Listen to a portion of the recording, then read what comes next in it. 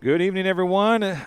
Welcome to West Carroll High School, Mount Carroll, Illinois. It is kickoff for West Prairie and West Carroll. It's going to be on the first carry of the night for the kick return. Number 30 for the Cyclones. That is Keith Zabo. And it will be West Prairie with the football starting at their own 40-yard line. We'll take the scoreboard off. Obviously had that for volleyball last night. We had internet issues tonight, so this is recorded as you are listening right now, and you can see that. Here's going to be a keeper near side. Nelson on the run. He's going to be across the 50. Looks like he's going to have enough for a first down, maybe. Oh, not getting across the 50. He stepped out of bounds early. It'll be 8-yard gain for Nelson, number 34, and it's second down and 2. 2nd and 2 for the Cyclones. Austin Nelson expected to be the workhorse for this West Prairie squad. As we are just underway here in the first quarter. First football game at the new football facility that also includes a brand new track, new press box. We are in the grandstands, however.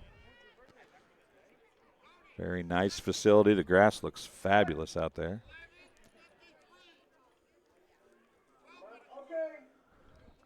And they're resetting the clock to 11:53.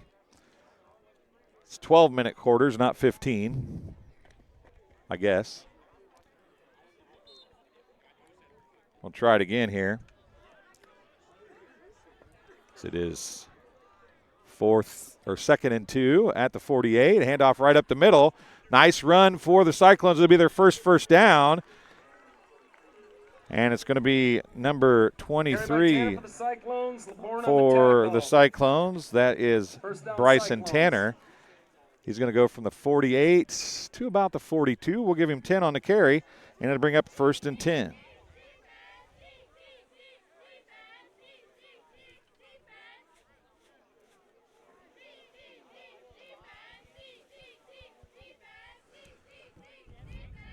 And just underway here at Mount Carroll.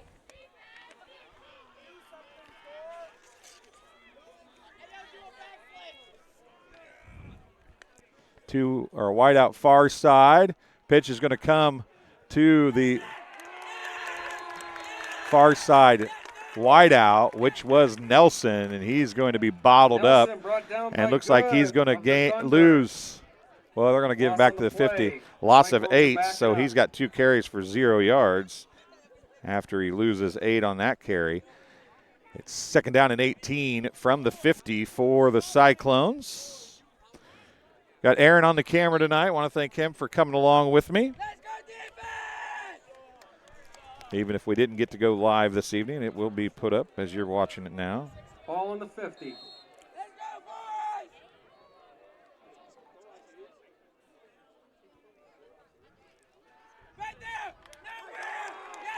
And a handoff up the middle. I believe that's Bryson Tanner. No gain on the play. By a group of Thunder. No gain on the play. So he's got 2 carries for 10 yards. And we are 3rd and 17. 3rd and 17 or 18 here for the Cyclones early in the first quarter. 10-14, clock running here in quarter number 1.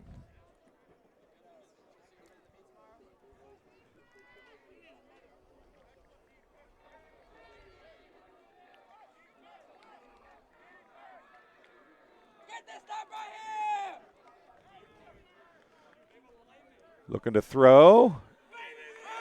Ball is dropped. Intended on an undercut route for Clarence Billingsley. It's going to bring up 4th down and 18 as the first pass of the night falls incomplete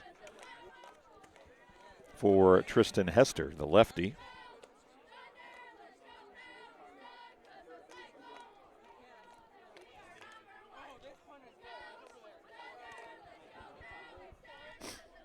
Going to punt it here. Nelson back to punt. Drops the ball. He's going to pick it up and keep it. He's got some running room left side.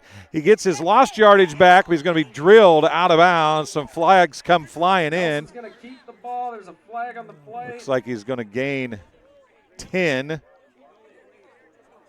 He'll get 10 on the carry. Ball's marked on the 41. Probably going to be a clip or something. Maybe not. We'll see. They're going over to talk to the Coach McCormick and the Cyclones. We'll see what the play is here. Face mask. Holding's going to be on the Thunder. It's a face mask, I do believe. We got a face mask. And it's how many yards are they marking off? 5 yards, but replay 4th down. So a manageable 4th down now after the 10-yard gain and the 5-yard penalty on West Carroll. It's going to bring up 4th down and a long 4. For the Cyclones. So it was an inadvertent face mask, but a face mask nonetheless. Bring up 4th and manageable. Nelson takes the pit, throws it. He took the direct snap, threw it for Tanner. Incomplete, and it's going to be a turnover on downs. Bryson Tanner, the intended receiver. Turnover on downs. And it's incomplete. 2 passes there in that series. Both fall incomplete for the Cyclones. Now it's time for the Thunder to hit the field. And what I'm interested to see is number 9, Aiden Buckholtz out there. He sprained an ankle or twisted an ankle. He is not to start. Handoff's going to go right side. That's number 4, Steven Testado, and he's going to go for a nice gain. Testado from the 40 to the 40. It's a 20-yard gain for Testado and a first down for West Carroll.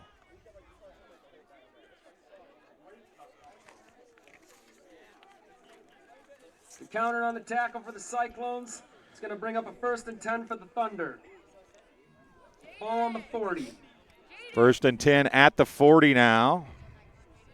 Steven Testado gets the first carry and a first down.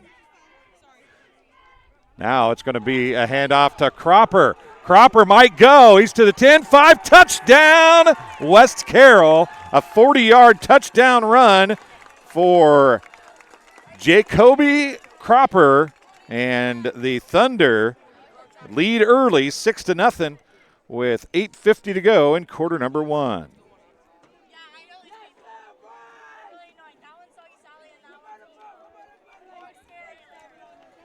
So 2 runs,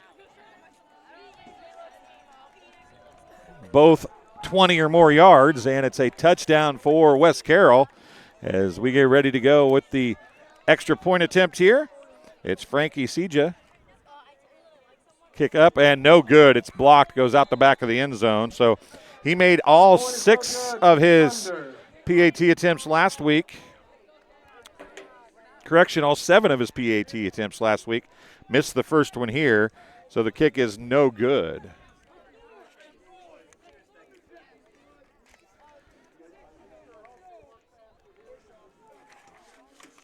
So with 8:58 to go in the first quarter, it's 6-0. Thunder will take a break. We'll be back right after this. You're watching McDonough Telephone Cooperative coverage of West Prairie Sports on TSSR Game Time Live, presented by MDH. My name is Kelsey Cunningham. I'm a nurse practitioner with the cardiology department here at McDonough District Hospital. Cardiology is like a big puzzle. A lot of things can be traced back to the heart, and to see somebody in your office at the beginning of the process really down on themselves and, not feeling like their best self, and I think in their mind never really thinking that they're going to recover from that, to fast forward 6 months where they're back doing things they once did. And welcome back as they come out of that timeout very quickly. And it'll be kicking back to West Prairie. And a squib kick picked up at the 35 to about the 38 or 39. A big tackle there by number 30, Bryson Bunn. 1st and 10 Cyclones. I believe number 40 was on the carry again. It was Clarence Billingsley for the Cyclones. A gain of 3. It's going to bring up first down and 10 at their own 38-yard line with 8:44 remaining here in quarter number 1.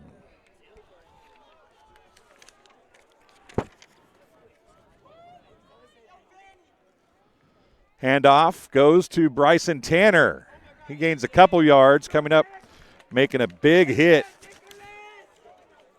Leave number 88, Colin Handel, possibly up there. And maybe number 53. Well, they don't have a 53 on their roster. Can't see the number real well from here. So it's going to bring up second down and 2 nonetheless, or second down and 8 after the gain of 2 by Tanner. We'll work on the scoreboard when we get a chance, folks. Handoff's going to go, I believe it's Nelson on the carry. On the carry for the Cyclones. He's wrapped up. Down by Aurora Thunder. Race Mix and others on the stop, including number 25, Johnner Smith. He gains 3. It's going to bring up third down and 5 from the 42-yard line. About the 43-yard line, excuse me. Clock running, 7:38 to go here in quarter number 1. Cyclones have 1 first down. No points. Thunder have 1 first down and 6 points on the scoreboard. Hester rolls left, throws left, overthrows his intended receiver, Austin Nelson. Hester's pass is incomplete. 4th and 5 for the Cyclones. Brings up 4th down and 5 and likely a punting situation, but we'll see what Coach McCormick and crew decide to do here. Looks like the long snapper probably coming in. That is Cade Chambers. Nelson does drop back into punt formation. Clock stopped with 7:24 to go here in quarter number 1.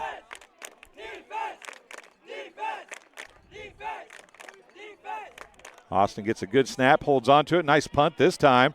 Going to go well over the head of the return guy, and it's down inside the 25, possibly to the 20-yard line. We'll see where they mark it. It'll be take over on about the 20. 1st and 10 for West Carroll. Looks like it will be 1st and 10 at the 20 for the Thunder. They had it 1st and 10 at their own 40 on the last play, or last series, and went 2 plays for a touchdown. See what they're able to do here. It was Jacoby Cropper on a 40-yard touchdown run.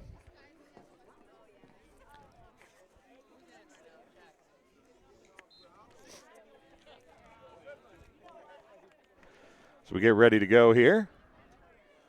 Stato in the backfield. He's going to bounce it inside, then outside, and going to be close to a first down. May come up about a yard. It looks like it actually was at the 21-yard line. See where they stopped him at. They're going to mark it after a gain of about 7. We'll give him 7 for Tostado. Chambers in on the tackle for the Cyclones. 2nd and 3 for the Thunder. 2 carries, 27 yards for Tostado. Here comes the pitch near side. A different running back this time. We'll give you the number when we can clearly see it. Stepping out of bounds on the carry was number 23, Mackenzie Berrigan. He is just a freshman, and he broke one against West Central last week and had it called back on a hold, but he went all the way to the right and then cut clear back across the field. An outstanding run for a freshman, Marquez Berrigan.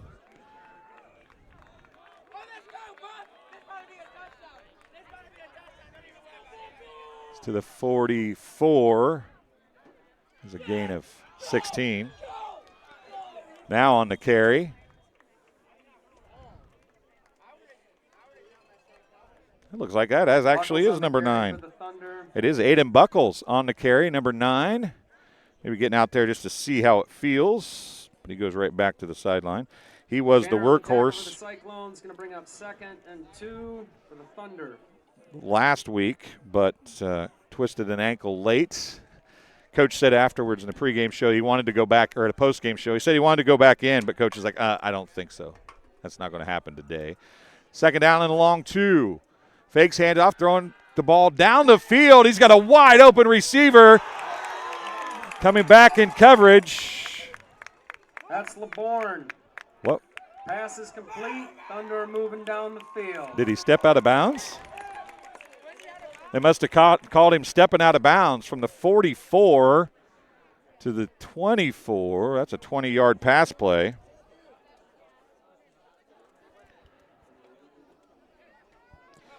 First down by the pass. That's their third first down.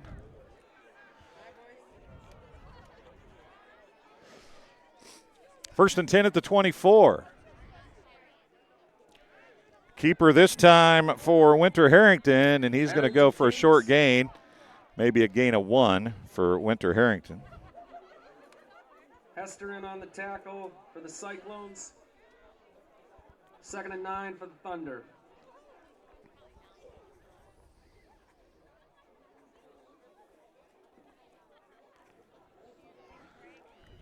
Harrington did a very good job last week for the Thunder in their win 42-0 over West Central. See if he's able to keep that up here tonight. He's doing a fine job so far, and they are doing running back by committee tonight. That wasn't such a thing last week. It was all Buckholz early until the game got out of hand. We'll see if they continue to go this avenue. Looks like the freshman Berrigan back in the lineup. He's going to get the handoff, or is it? That was a different number 20, I believe. 20. We'll see if it's Berrigan or somebody else. Billingsley in there. Nope, it's Billingsley on the carry. Number 20, actually Jack McIntyre on the carry. Gain of about 1 on the play. 3rd and 8 for the Thunder.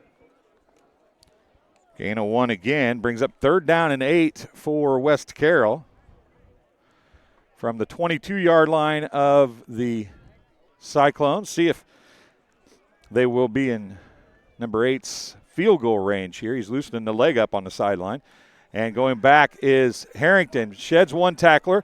The lefty from the right side throws it deep downfield. He's got an open receiver, knocked away at the very last second by a trailing Cyclones defender.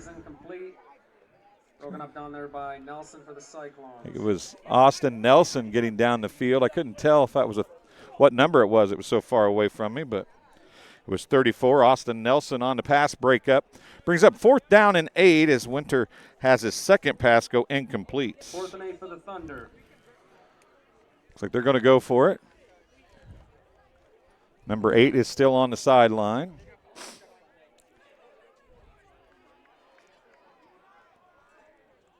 Fourth down and 8. Pitch outside, running room. Buckholz. Buckles on the carry. Buckles going to get a first down. They're on the tackle for the Cyclones. See where they mark it. A gain of 10 for Buckles. And enough for a Thunder another first down. Big play for the Thunder. They scored on all 4 of their first half possessions. Actually, 5 of their first half possessions last week. Here's Tostado on a carry to the right side. Oh, man, he got clotheslined out there on the tackle. The quarterback, Hester. Number 16, Hester, was over there, kind of gave him the clothesline. Tostado going to go for a gain of 3. It'll bring up 2nd and 7. 2nd and 8.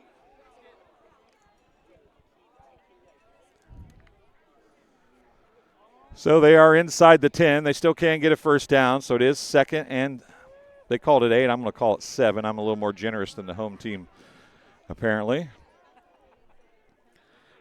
We're going to keep going here. Handoff right up the middle. Driving a couple of white jerseys back about 3 or 4 yards. Billingsley in on the tackle. That was Cropper. Cyclones. He's going to have a first down from the 9 to the 2, a 7-yard gain, and a first down.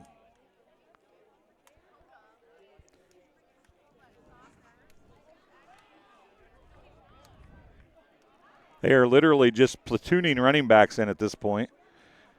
Up the middle to the fullback. The up back gets the ball, and he does not get in.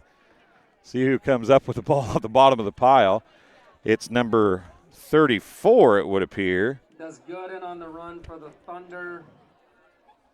That is Got second and Cohen goal. Good. Called his name a few times last week. No gain on the play. Yeah, they gave him one. We'll give him one. Cohen Good gets the carry for 1 yard. And it's second and goal at the 1. Now the freshman's the deep setback. He's going to take the pitch left side, and he's going to walk into the end zone. First touchdown of his high school career for number 23, Marquez Berrigan. A 1-yard touchdown run. And with 2:11 to go here in the clock is still running, which is a little early for that. 2:11 to go.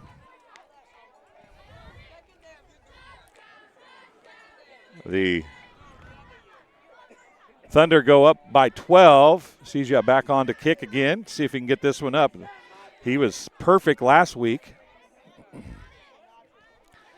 This one is good. Extra point is up and complete. So with 2:11 to go, actually finally stopped the clock at 2:04, but we'll call it 2:11. The kick is good, and it's 13-0. Thunder over the Cyclones. We'll take a break. You're watching TSSR Game Time Live, presented by MDH. I'm Lindsay Schaefer. I'm a physical therapist specializing in pelvic floor physical therapy here at McDonough District Hospital Sports Medicine and Rehabilitation. Young women, a lot of them have pelvic pain. They don't realize that it's something that they don't have to live with anymore. It's very common for people to have urinary leakage. And I always say it's common, but it's not normal. It's not something you need to live with. I also focus on hip pain, back pain. It's all kind of connected. Any age really can benefit from it. And welcome back. 2 minutes and 4 seconds on the clock. CJ on to kick. Back to the Cyclones.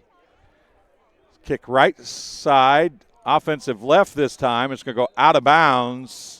And a flag coming in because it was out of bounds. It should be 1st and 10 for the Cyclones at their own 35-yard line if they don't make them re-kick.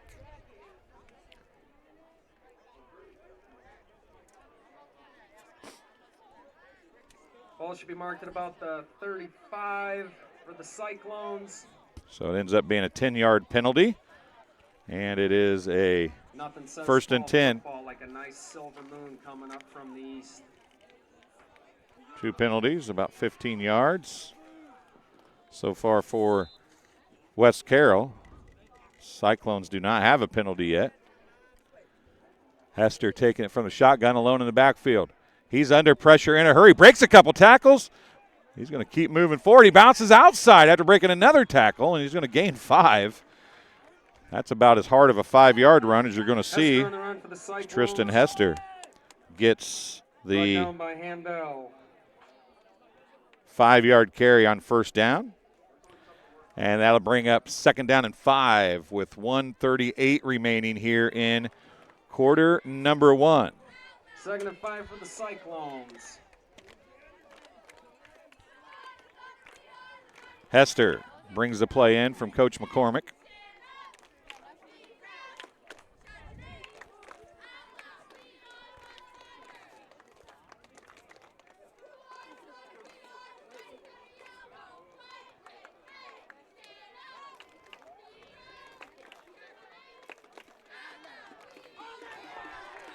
And in the backfield, Hester. In there on that stop. Good in there on that. Race Mix and Cohen Good in there on the stop. A 8-yard loss. Ball's going to be spotted on the 31. 32-yard line. 14 It's a 8-yard loss for Tristan Hester. He's down to 2 carries for -3 yards now. Under a minute to go here in quarter number 1 as we work towards the second half of the first half. It's Nelson deep in the setback. He's going to roll left. Now he's going to tuck it and try to run. He's in trouble in the backfield, and he's going to lose a couple more yards. The first player there, number 88, Colin Handel. And then the second player to finish it up was Alexander Urdalis. And that will bring it in to quarter number 1.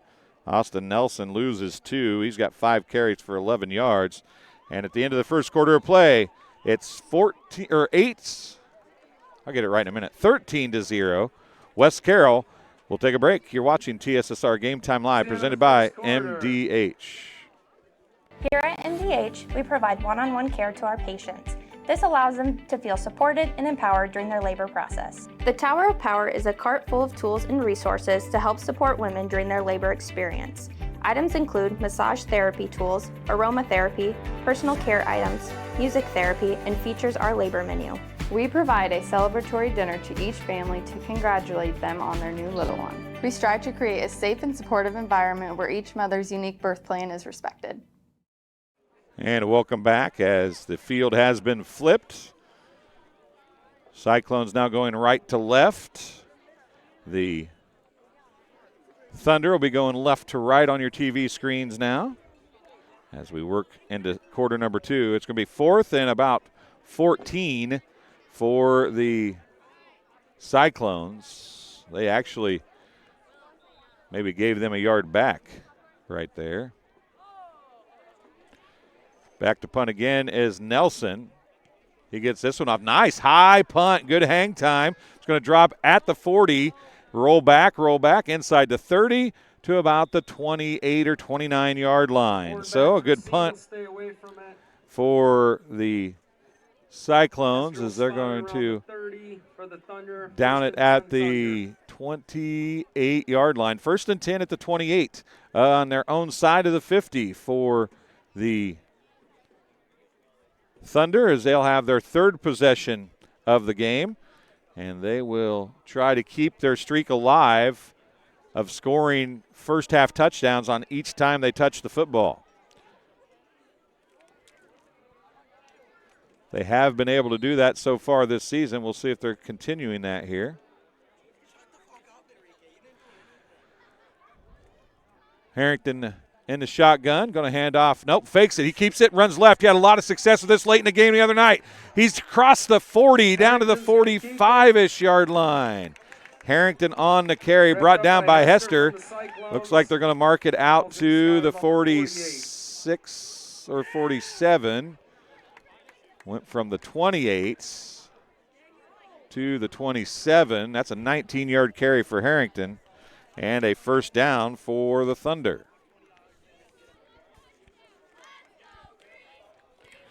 Harrington 2 carries for 20 yards. Thunder have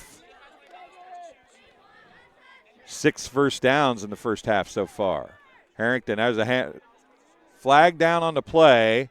This might be the first flag against the Cyclones.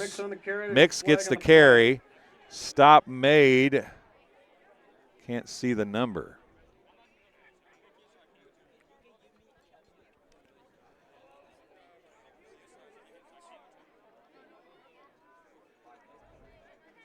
Nope, it's against the Thunder. Mix got back to the line of scrimmage. It might have been, I believe it was Eli DeCounter, number 35 on the stop.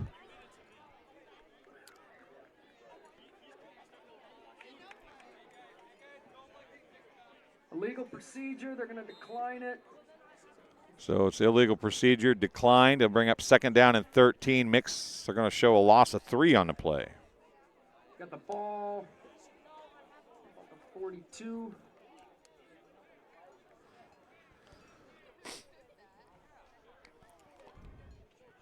Harrington takes the snap.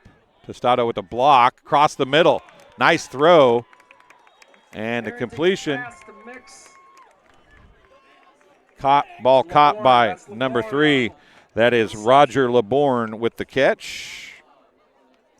It's his 2nd catch. He's going to go from the 43. Be very close to a first down. Give him 14. That's going to move the chains.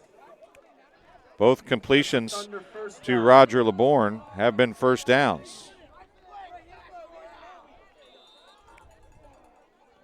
34 yards passing on 2 of 3 completions.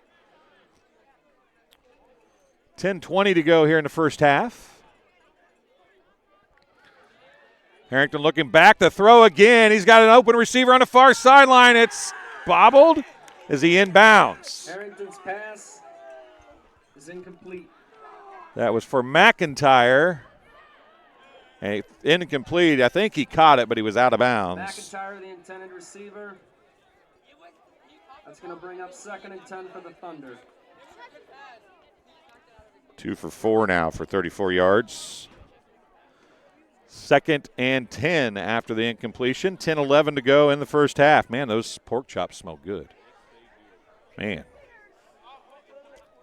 Think I could have one at halftime? Oh, wait. I got pizza coming later maybe. Forgot about that. We'll talk a little bit about that maybe. Happy Joe's Pizza. Handoff up to the left, off left guard. Cropper on the carry. Cropper had to carry. He goes for 2. Nelson in on the tackle. The Cyclones, and they're with the counter. 3rd and a short 8 for the Thunder at the 42-ish yard line of the Cyclones. 3rd and 7 for the Thunder. The counter making his presence felt a little bit here on this drive. He's been in on a couple stops at the line of scrimmage. Fake. Rolling left. The counter giving chase. Throws it underneath. Not sure if he caught it or not.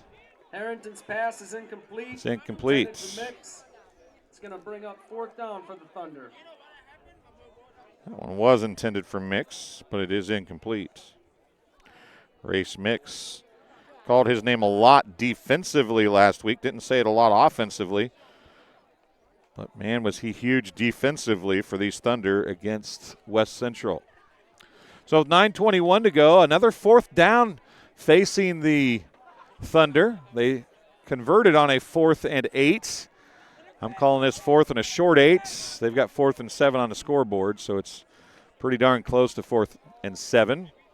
We'll see what they do here at about the 41-yard line of the Cyclones. The Thunder trying to keep the streak alive of scoring on first half possessions. They are at 7 straight. Fake the handoff. Harrington going to tip it, tuck it, and run. He's got enough for a first down and more. Harrington, another first down. Nice scan on the play. He goes from the 41 down inside the 30, or right at the 30 maybe. We'll see where they mark it. Marked at the 30. So an 11-yard gain. Thunder first down. 11-yard gain and a first down run for Winter Harrington. As he looked back to throw, that was a throw. And he didn't see anybody open. He tucked it. The lefty went right and found enough yardage for a first down. Another 4th down conversion, and it's 1st and 10 from the 30 for West Carroll. 8:40 clock running here in quarter number 2. Handoff to D'Estato. He's got not a lot of running room. Guess who's there again for the Cyclones? It was Eli to counter. And number 11, Emmanuel Barrentos, and a timeout on the floor charged to the, or on the field charged to the Thunder. You can tell I've been calling a lot of volleyball this week. It's a gain of 2 for D'Estato. And it's, again, well, they're going to maybe call that through. What are we doing?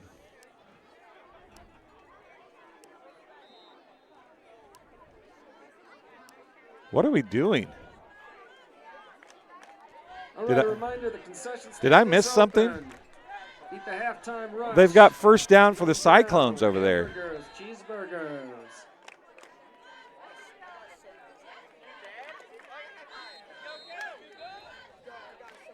Make sure you line up to support these Thunder athletes.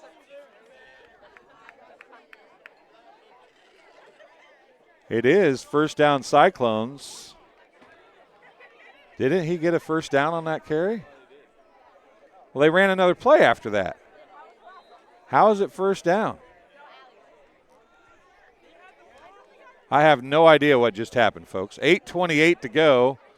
Handoff's going to come outside. Bryson Danner on the carry, I do believe, and it's a little bit Gain of a couple or 3 yards. That's Tanner on the carry for the Cyclones. Bryson Tanner, excuse me.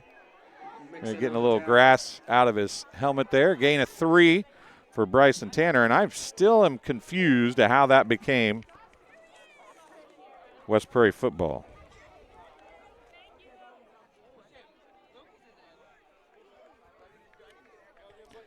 He only needed 8. He got 11. Tostado ran another play. Unless they fumbled it. Did Tostado fumble the football? Did you see the ball on the ground? There's Nelson on the carry. He's going to go for a gain of 4. He's going to bring up 3rd down and 4. Let's bring up 3rd and 5 for the Cyclones. So that is the first half possession of the season that the Thunder have not scored on. On the turnover by Tostado, we're going to go with that because that's about the only thing it could have been. Was not much of a signal about it. Nelson gets the snap in the backfield, direct snap, and he goes nowhere. Ray Smix was there first. Carry for the Cyclones. Mixon on the tackle.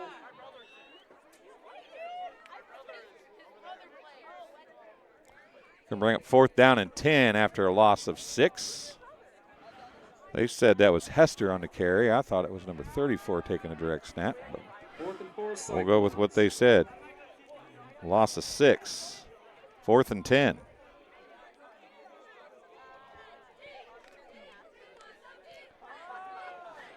There's a punt going to be fumbled by LeBourne, but he's going to pick it up at the 40. He's got some running room. There's a big block. And LeBourne's got some running room to the left side. He breaks it back across. And what an open field tackle. Might be a face mask as he ripped the helmet clean off, I do believe. We got a flag on the play. LeBourne cut that back, and then I couldn't see who made that tackle over there. But as Bryson Tanner slow to walk back for the Cyclones. They're calling a hold on. Got an illegal block against the Thunder. Couldn't tell if he was making a holding motion or a illegal block in the back motion, but at any rate, it's a loss of 10. We're at 1st and 10 at midfield for the Thunder. And how do you lose your helmet and not have a face mask?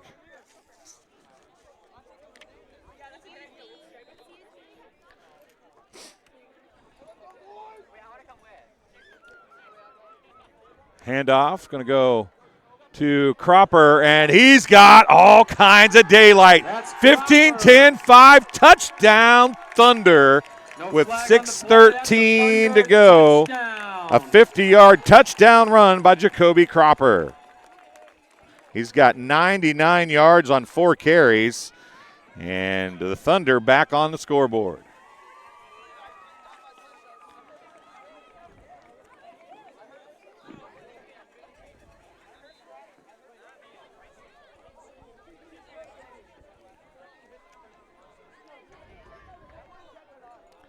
Second quarter action. Going to go for 2 this time. Marquez Berrigan. Berrigan going to get the run.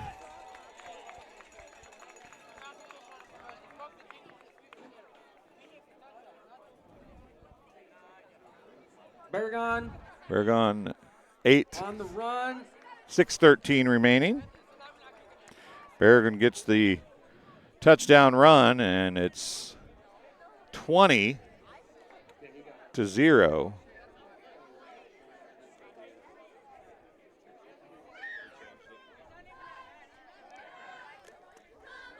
(21-0). I'm going to say my math skills aren't real great, but I thought I was missing something again.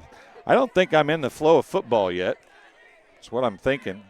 Usually I see the officials making their calls very well, but I am struggling a little bit this season so far.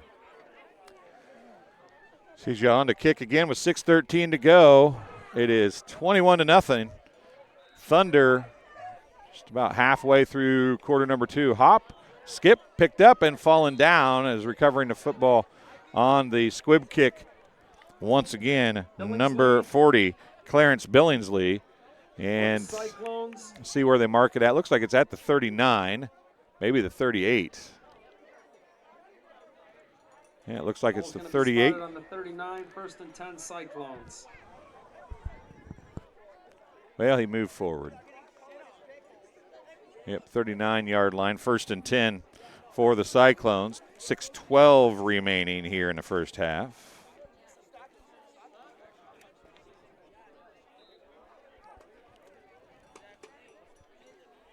All Thunder here early in this one.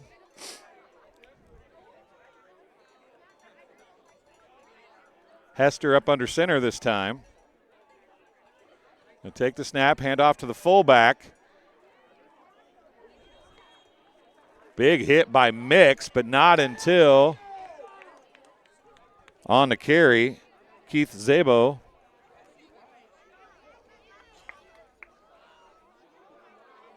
Sabo on the carry for the Cyclones. Short gain on the play. He goes for a gain of 10, 11, 12. First down, the second first down of the game for the Cyclones. Hand off to Sabo again. He's going to go for a shorter gain this time, but he is going to get inside the 45-yard line. Laren on the tackle for the Thunder. 5-yard gain. Aiden Lair in on the stop. 5-yard carry for Sabo. Hester brings the play in. Clock running, 5:15 to go in the first half. Come back with the second half. We'll have the scoreboard operating, hopefully. Hester, handoff, second back is Nelson. Mix hit Hester before he almost handed the ball off. Cohen good over on the stop of Nelson.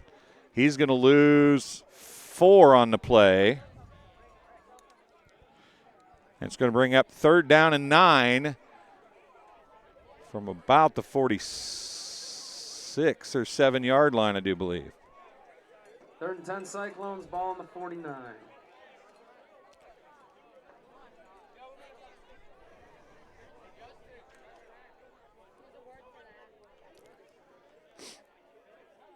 Third and 9 for West Prairie Southeastern, the Cyclones. Their sports brought to you all season long by McDonough Telephone Cooperative, and Southeastern sports brought to you by Adams Fiber. Here's the pitch, near side, nowhere to go. I believe that's Austin Nelson again on the carry. For the Cyclones. Nothing doing outside. He's going to lose 2 more. It's going to bring up 4th down and 11. Just stretched it out until he had nowhere else to go except out of bounds. And Austin Nelson has got 8 carries for 9 yards. And this is a very similar thing to what West Carroll did to Graham Kelly and West Central last week.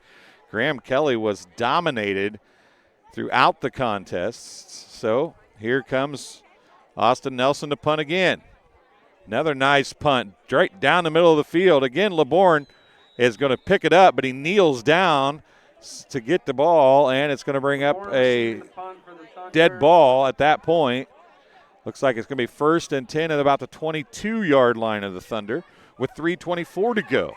We'll tell you that the Thunder scored with 1 minute. They went 65 yards in 1 minute and less than a minute last week against West Central. So they have, as they've shown tonight, big hit play, big play power. And now they're going to go I formation backfield behind Harrington.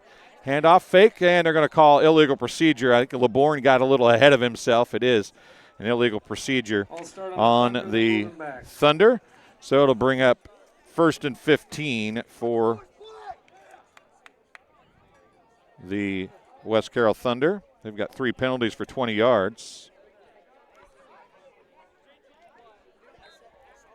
Unofficially. 15 West Carroll, balls on the 17. Clock stopped at 3:22 mark. They're going to go, nope, back to the I formation again. Kind of offset power I left, it looks like. Pitch is going to go outside. Ball was bobbled, and it's bobbled again. Varigan, the freshman, could not hold on to the football that time. He's going to lose it out of bounds. Clock stopped as the ball went out of bounds with 3:16 remaining. And it looks like no gain on the play for the freshman Berrigan. Berrigan on the carry for the Thunder. No gain. One on the play, 2nd and 14 Thunder from the 8. Yeah, I'll give him one. They're right on that one. I'll give him one. Of course, that probably, I could take away the one they didn't give him earlier. 3:16 to go in the first half. Thunder with the football. Fake handoff. Now going back to throws Harrington. The counter puts a hit on him, coming back to the football, making the catch. What a great job to come back to the football is Badimlia. Badimlia makes the catch. He was huge last week as well. Timeout. There's a stop the clock. First down. From the 18 to the 40s, a 22-yard pass. 56 yards now. Badimlia gets his first catch. And a passing first down. Clock running again. 2:47 remaining here in quarter number 2. Offset eye this time to the right side. Harrington's going to hand second back as Berrigan, and he's going to be bottled up in a hurry. The counter there, Billingsley there, and they stop him for a short gain. Might give him gain of about 1 on the play. Give him a long one. Not much doing there as they let the clock wind. 2:15 remaining in the first half.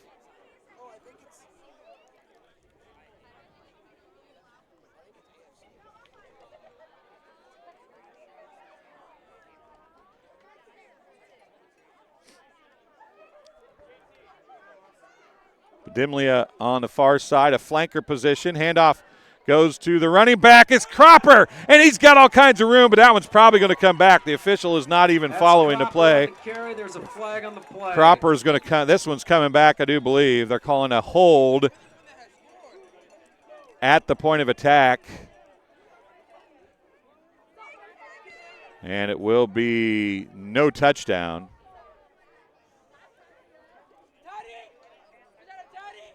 Hey, you guys need to. Oh, it was a hold on the Cyclones. Holding on the defense. That's a Thunder touchdown. I didn't see that one coming as quick as the flag came in. 59 yards on the touchdown run.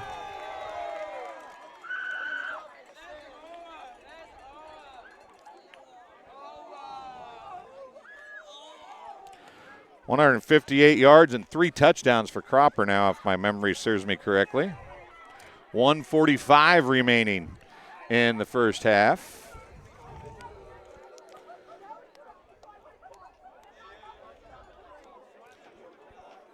Every touchdown run seems to be getting longer for Cropper. First one was 40, second one was 50, that one was 59. 27-0. PAT coming here from Seja. Kick is up, and kick is good. Extra point is up and good.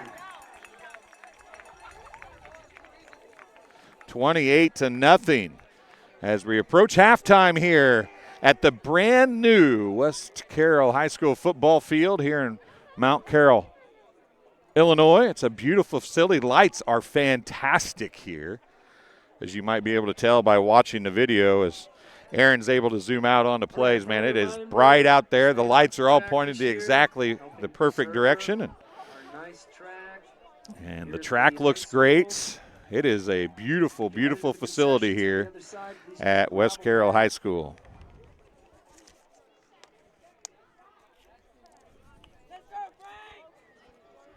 Something to definitely be proud of here for these two communities that have come together to make West Carroll, or the two, Mount Carroll and Savannah and others that come together. Definitely something to be proud of. That could be offsides. They didn't throw the flag, though. It's a squib kick. Maybe he did throw the flag. Nope, he did not. The counter recovers the onside / squib kick at their own 48-yard line. Cyclones 1st and 10 from their own 48 at 1:43 mark of quarter number 2. They move it forward a little bit, that to the 48. Hester brings the play in for West Prairie Southeastern.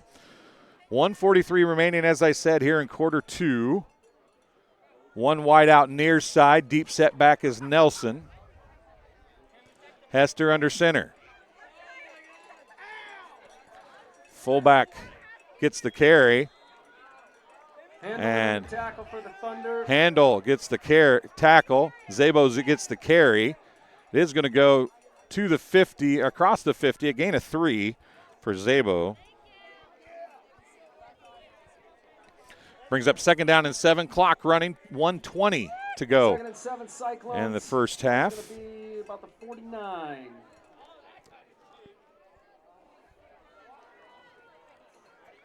Billingsley out wide, far side. Nelson the deep setback. Zabo's going to get the carry again, and this time nothing doing. Actually, Nelson might have been the up back that time. Zabo was the deep setback. Handel, Mix, and others there on the stop. A gain of 1. Going to bring third down and 6. Third and 6 for the Cyclones. 10 yards on 9 carries for Nelson. 38 seconds remaining, and taking as much time as they are, I would imagine this will be the last play. I don't think they'll try to hurry another play off here. This is probably going to be the last play of the first half. Billingsley and Zabo far side. Hester alone in the backfield in the shotgun. He's going to roll left, short side of the field, throws short to Nelson. It's incomplete. Brings up fourth down, and they had to prove me a liar because they throw an incomplete pass, so there will be another play here in the first half.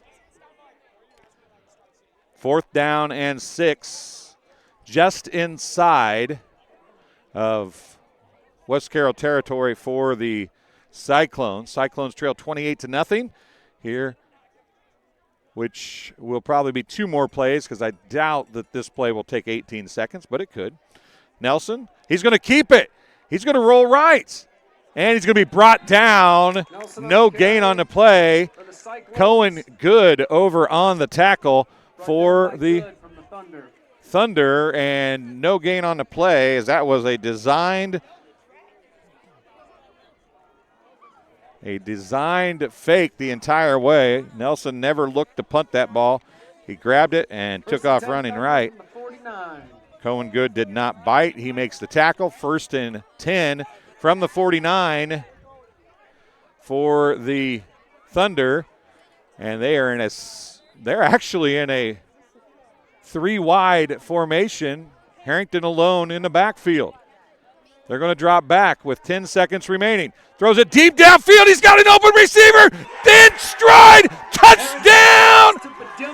Padimlia from 51 yards out. Padimlia just ran by the defense. That is a Thunder touchdown. Padimlia gets the touchdown with 2 seconds remaining. You saw that as soon as he let go of it.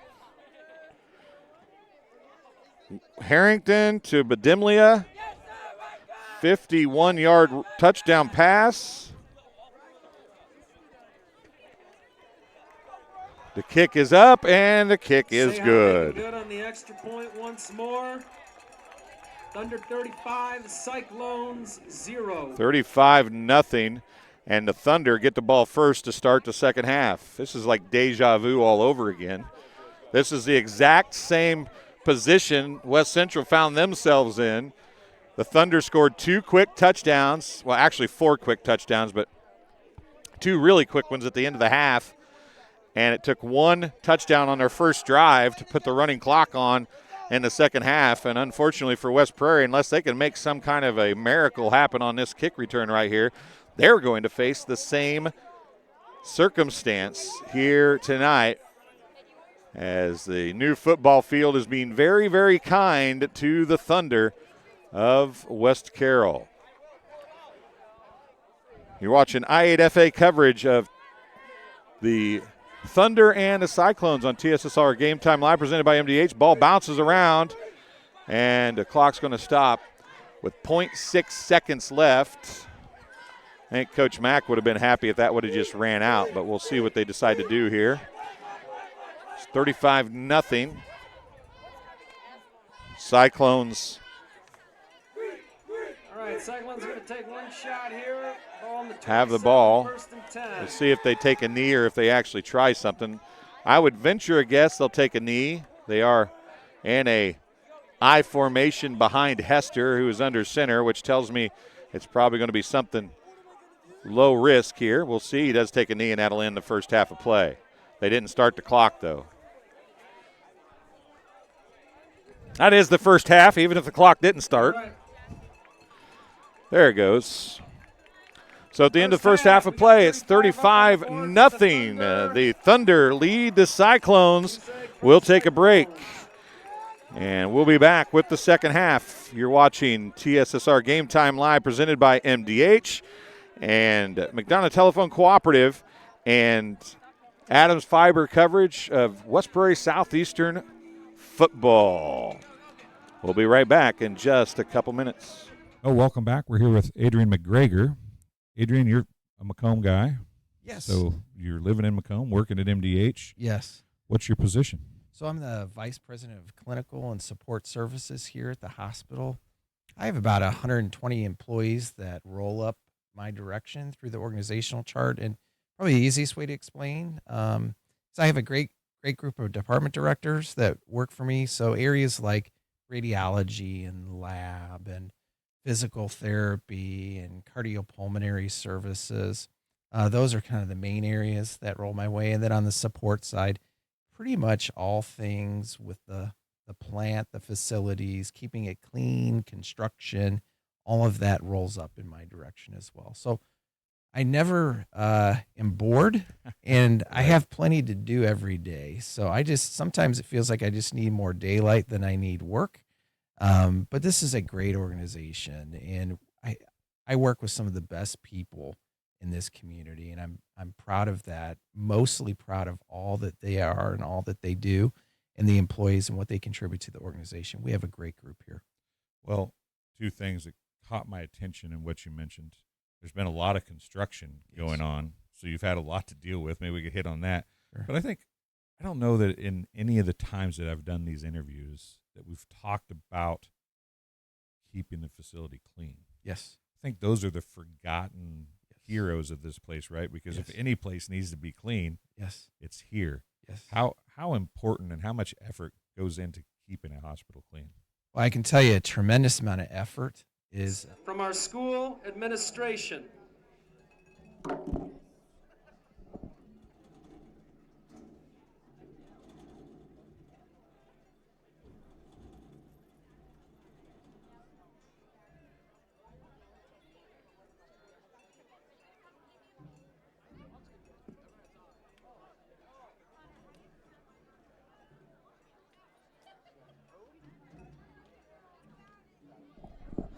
Well, we came back from the break so that they could talk about the new football field. We got a 50-50 going while they wait for the mic. I don't need one.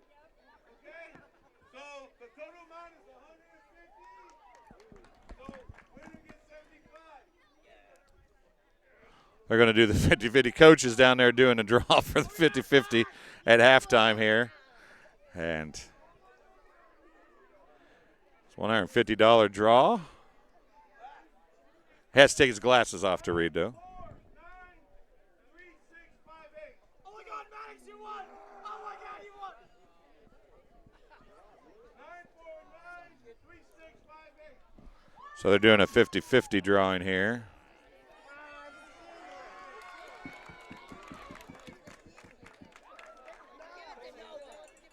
Looks like they got a microphone that'll work now.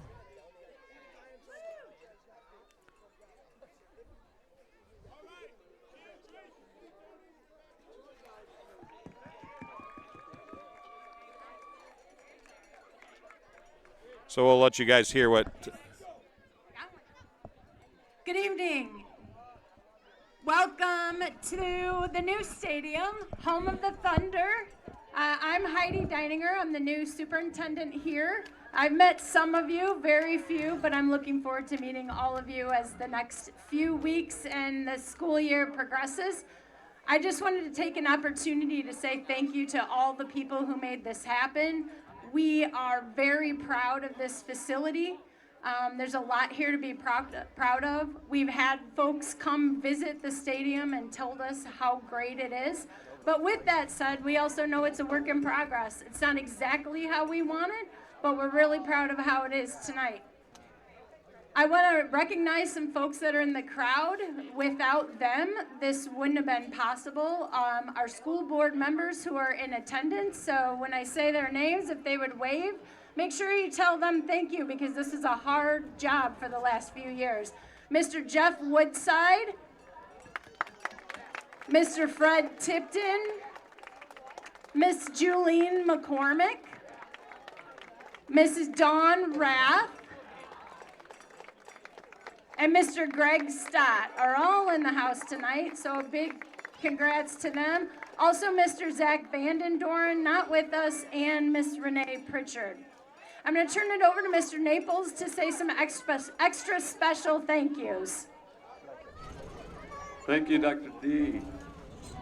So, like Dr. D said, we have a lot of great people that helped contribute to this field and track, quite a lengthy list. First off, Brandon Proant wrapping the scoreboard. He's going to get us some big, nice signs to put on the press box. Mike Miller putting the windows in the press box. River City Fences, Burkholder and Sons Concrete. Joe Myers, our maintenance man, does a lot of work around here. Law Excavating, Morgan Excavating, Schweitzer Nursery, Johnson Plumbing, Carroll Electric, our scoreboard up there. L&L Builders, Brandon Keltner. Yoakum Construction did a wonderful job. Myers Excavating. Jeff Woodside and Fred Tipton, our board members, they do a lovely job on the field. ICCI did the press box, Correct Digital Display, our scoreboard sponsored by Farmers National Bank. Citizens State Bank, they had a donation to the press box. Obviously, William J. Davis was a huge part in this with their wonderful donation. Our All Sports Boosters that's working the concessions, doing a wonderful job. And then Dr. G played a big part in this as well, seeing the whole transition through. So let's give a big hand to all of those people I just mentioned.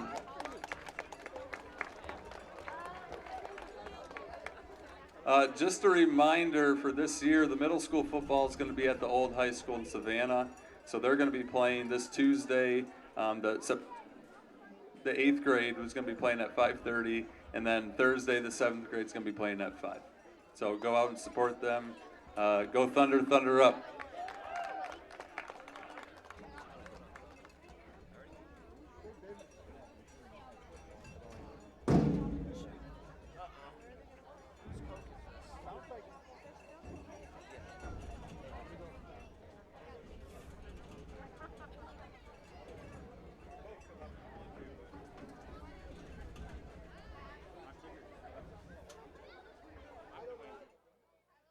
Oh, welcome back. We're here with Adrian McGregor. Adrian, you're a Macomb guy. Yes. So you're living in Macomb, working at MDH. Yes. What's your position? So I'm the Vice President of Clinical and Support Services here at the hospital. I have about 120 employees that roll up my direction through the organizational chart. And probably the easiest way to explain is I have a great group of department directors that work for me. So areas like radiology and lab and physical therapy and cardiopulmonary services. Those are kind of the main areas that roll my way. And then on the support side, pretty much all things with the plant, the facilities, keeping it clean, construction, all of that rolls up in my direction as well. So I never am bored, and I have plenty to do every day. So sometimes it feels like I just need more daylight than I need work. But this is a great organization, and I work with some of the best people in this community, and I'm proud of that. Mostly proud of all that they are and all that they do, and the employees and what they contribute to the organization. We have a great group here. Well, two things that caught my attention in what you mentioned. There's been a lot of construction going on, so you've had a lot to deal with. Maybe we could hit on that. Sure. But I think I don't know that in any of the times that I've done these interviews that we've talked about keeping the facility clean. Yes. I think those are the forgotten heroes of this place, right? Because if any place needs to be clean, it's here. Yes. How important and how much effort goes into keeping a hospital clean? Well, I can tell you a tremendous amount of effort is made at keeping the facility clean. And just to give you an idea of the complexity of that, we have 14,000 visits a year in our emergency department, for instance. Everybody that comes to the emergency department is most likely having a bad moment of their day, or could be a game changer for their year or even beyond. And so obviously that high volume, that equates to 40 or 50 patients a day. You got to have a clean place for every patient coming in hour by hour, minute by minute. And so that area just alone has to be kept clean. But then when you expand out to, we have approximately 800,000 square feet that needs to be kept clean throughout the entire hospital. That's a lot of feet. We do have a lot of employees engaged in that area. Jimmy Rogers actually oversees that area and then some. And so he has put together a team within our environmental services department to ensure cleanliness within the four walls of the hospital alone, but then also partners with several independent contractors that work on some of our business buildings or our physician buildings in other clinics that we have that aren't even located in Macomb. And so he and I have worked closely together over the past 3 years on this. And it was a struggle during COVID for sure, because you want to ensure that every area is cleaned, not only daily, but at times within every hour, if not more. And so it is a valiant effort. It's so important that Medicare watches for any type of hospital-acquired infection that could be picked up from the hospital. So our job is to stay clean, keep clean, and be even cleaner than mom or grandma would ever want you to have. So it's a lot more than washing hands. It really is, and hand washing is part of that as well. Right. In our infection control department, who would have thought that within healthcare that keeping your hands cleaned every hour, every day, after every and even during patient interactions could be a game changer with preventing further infection. And we watch it very, very closely. And of course, everywhere you go, you see not only sinks and patient care areas, but hand gelling in and throughout that. And so we have to, it's what we do. It's not, oh, wow, that's a lot. It's what you do in healthcare. You have to do it. It takes care of patients. It takes care of practitioners. It is basic and fundamental, but when you do it, the outcomes are pretty clear. You help patient care. You prevent infections from happening that shouldn't have happened, number one. Number two is your staff stay healthier as well. Which is key in today's world. Absolutely. Well, Adrian, I greatly appreciate you coming and talking, and we just touched on some of the stuff that you deal with on a daily basis, so I'm sure we can talk to you again about some other things. You bet. But it was fun talking about the things that people kind of, I think, forget about a little bit, to get left behind. We talk about the doctors and the nurses all the time. We don't talk about the people that keep that stuff rolling. So I appreciate you being here. And thank you so much. It was wonderful. Thank you. We'll be right back after this. And welcome back. Here is we've got some young ladies doing the YMCA. Their parents probably weren't even born when this song became popular. I'm going to guess that's true. We're sitting here with Superintendent Heidi Deininger and Superintendent Deininger. This place, we're talking small school football, two extremely small towns coming together to make a beautiful facility here.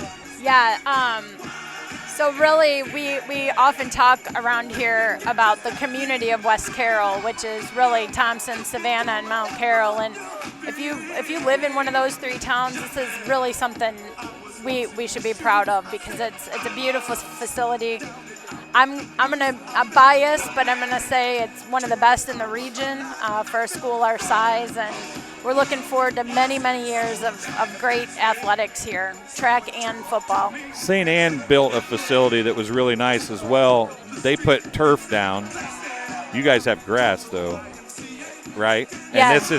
And grass is so much better than turf. But, I mean, I understand the benefits of turf, but your grass field and everything here is immaculate right now. Yeah, our community has really poured a lot of time into making sure that the grass is as good as it can be for a first-year field. There's a lot of people that are very invested in this field. And, you know, we had a lot of discussion, the board did, and of course that was previous to me, but I've heard it about turf versus grass. And, you know, obviously turf has its advantages. You can play a lot more on it, but we're a small school. We don't have soccer. We don't have flag football for the girls yet. You know, it didn't make a lot of sense for us, and turf still has to be replaced every 10 or so years, and we just felt a lot better about a grass field. And you know, the NFL is going back to grass, and so we felt like that was the right decision for us. And you know, it's just going to get better every year. It's going to look better every single year.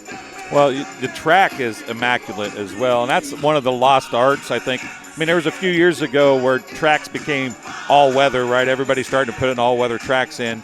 And I know most schools that have a track are all-weather now, but you guys doesn't look like you spared any expense in your painting or your width. I mean, you went full 8 lanes. I mean, it's the real deal track right here. It absolutely is. We are so excited to be able to host some track meets this spring. We had a consultant come out from a neighboring district to host a ton of meets, and just to let us know what you know we still needed to buy, what we should do to make sure our track was the premier track for our area. And they just said, this is the best track around. Like, of course it's new, but like they were very complimentary of how well done it is, and we're really excited. We're in the purchasing phase of making sure, which we budgeted for, to make sure that we have the proper timing system, the hurdles, the starting blocks, you know, all of the field equipment, the high jump pit, all of it. So we're going to run some track meets here this spring, and we're really excited to do that. One of the things, West Prairie Southeastern is a co-op, obviously, but West Prairie is the home school. They've tried twice to get a referendum for a football field, and it's towns the size that you guys are. I mean, there's not really that much difference between what you guys have and what they have. What do you think it says about your communities that you guys, I mean, and we read off 25 names of people who donated and helped and made this happen. What do you think it says about the communities and the people in them that have come together for this? So I think over the years, the consolidation of Thompson to Savannah, then Thompson and Savannah with Mount Carroll, there's a lot of pain there. It's been really challenging, and I think this field, you know, as cheesy as it may sound, is really kind of symbolic of like the wounds. We're healing the wounds, and like this is something that the community of West Carroll needs to be proud of, and that community of West Carroll is all 3 towns, and I think there's just a real commitment to have something that, you know, that we can be proud of. Well, you're new here. I don't know. I mean, you kind of pointed that out, but we didn't mention it. Yeah. It's your first year here. So the community of West Carroll means something different to you than it does to maybe some other people here that have been here a long time. But it has to say something that you're able to see it as soon as you get here. Yeah. You know, I think that it's about the students. And the students the West Carroll's been a school for a long time, and the students are really what it's all about. And I think we're finally at the place where the kids, like, this is our school, and we want something to be proud of. And I think parents are like, yeah, we want this for our kids and for the community. And I do see people working together, and it isn't about like, I'm from Savannah, I'm from Mount Carroll. It's about like, no, we're West Carroll, and like we have this great thing and this great opportunity. We also made some changes in how our schools were. We closed a building and we moved the high school to Mount Carroll, and the elementary and middle down to Savannah, and so that's been a change too that so far has been a positive thing. And I think we will continue to build on this momentum and really focus on the good gifts that we have. Before I let you go, we did the playoff game last year as we're getting ready for kickoff in the second half here. And the Thunder will have it first, and they're going to have a good run back, it looks like, here across the 30, 40, and brought down at about the 40-yard line. But what I was going to say is, while it was old, and I get that, the Savannah facility, that place is super neat over there. That old facility is just so cool. And that had to be state-of-the-art for its time. When it was built, it had to be like the best thing since sliced bread for those people over there. Yeah, and there's a lot of history there. That's something that I've learned since I've come into the district. And there's, I think people are very proud of that facility over there. It's just, as schools and facilities do, it's just kind of run its course. And there goes McIntyre. Sorry to interrupt you. He's got a big run, and he's going to be down inside the 40. We can just watch it on the screen. We don't even have to stand up. Well, you can help me here. There's a flag on the play. There you go. There was a flag. She saw it before I did. I was just watching the TV, in all honesty. I wasn't even watching the play. You were watching the kids, which is kind of your job, I suppose, that's right? That's my gig, yeah. You're used to it. Yeah. Have you got to watch much 8-man football yet? I have not. The school that I served prior to this, holding on the Thunder. Yep. See where the flag's at. Did you see where the flag was? All the way. Oh, they marked it from the end of the run, so it's a first down. It went from the ball on the 47. It'll still be so good 13, a 23-yard run for McIntyre, but they're going to lose 10 on the penalty. Sorry, go ahead. Oh, no, the school that I served prior to this played 11-man, and so when I was coming here and knew that they played 8-man, I studied up on my 8-man rules so that I was able to make sure if I understood if there was anything different other than fewer guys on the field. So I'm enjoying. It's Friday Night Lights. It doesn't matter how many guys are out there. I'm going to love it no matter what. J.R. Flora Durham on the stop for the Cyclones, and trying to see how big a loss that was. Looks like it's ball on the 45, second 45. And 18 Thunder. So an 8-yard loss for Cropper. That's about the only thing that hasn't went right for him tonight, isn't it? Yeah, he's having a good game. 6 carries for 150 yards. You'd take that after the 8-yard loss, wouldn't you? Absolutely. Here comes Harrington in the shotgun this time. Cropper goes in motion, which we haven't seen a lot of. He drops back. He's got an open receiver again left side. No, middle. And it's going to be Cropper, and he is jogging to the end zone. Hey, and I got to check. Play. That's a Thunder touchdown. So from the 45, every touchdown he's had tonight had been longer than the last one, but that time he ruined it because his last one was 59. This one's only 55. Well, it was still pretty outstanding, so I'll take it. You take it anyway. Well, Mrs.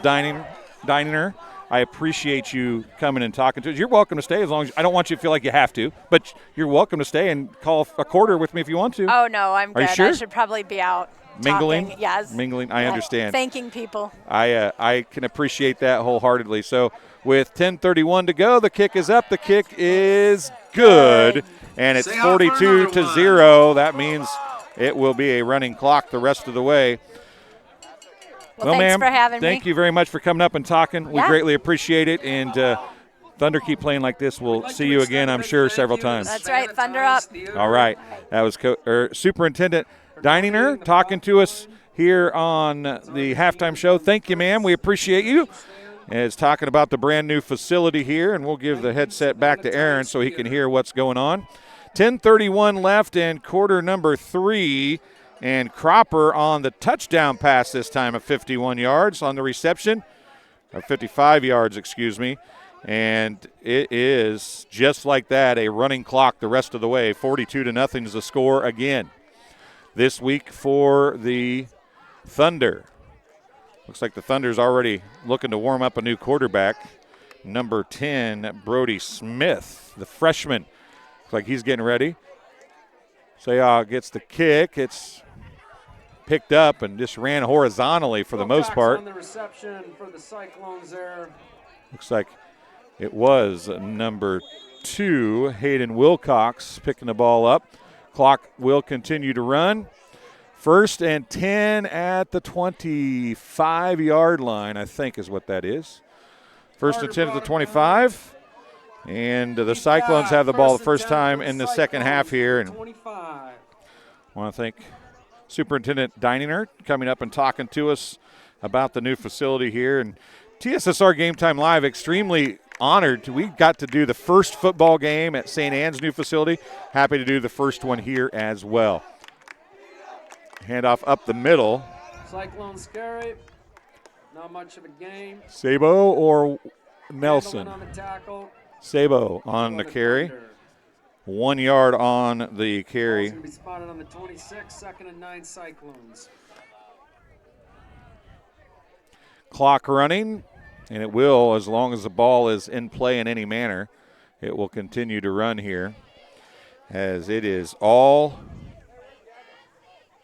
Thunder, 42-0, as we did not get the scoreboard working in this one.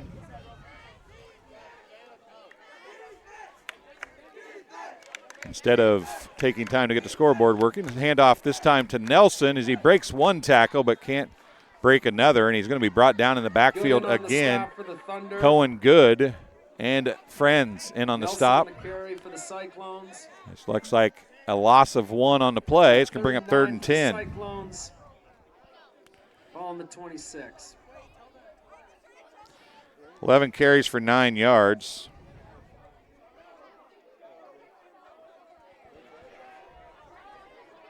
Nelson has 11 carries, 6 of them for positive yards, 5 of them for negative yards here in this one. 8:30 remaining. Hester throwing. He's hit as he throws. It's incomplete. 2 green jerseys back there, including Cohen Good. And pass is incomplete. That'll bring up 4th and 9 for 52 is who that is. I was trying to get him close enough so I could read it. Nicholas Wernick, defensive lineman, a freshman, and putting a hit along with Cohen Good. And the clock continues to run. Nelson back to punt again. 8 minutes remaining in the third quarter. There's the kick, another nice kick. Going to drop short and take a Cyclones roll inside the 50 to about the 47-yard line, it would appear. Maybe the 48. We'll see where they mark it. Clock running, 7:43 to go in the third quarter. About the 46, 1st and 10. It's like the 47-yard line. 1st and 10 for the Thunder as they scored in less than 4 plays on their first series to make a running clock here.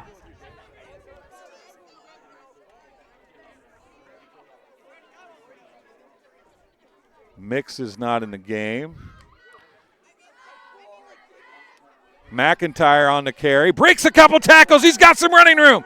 He's across the 50, across the 40, down near the 45-yard line. Down by Nelson from the Cyclones. From the 47, down inside the 40 to about the 35-yard line is where the near side judge is stopping. We'll see where they place it. Ball on 35. It is. That's a Thunder first 18-yard run for McIntyre.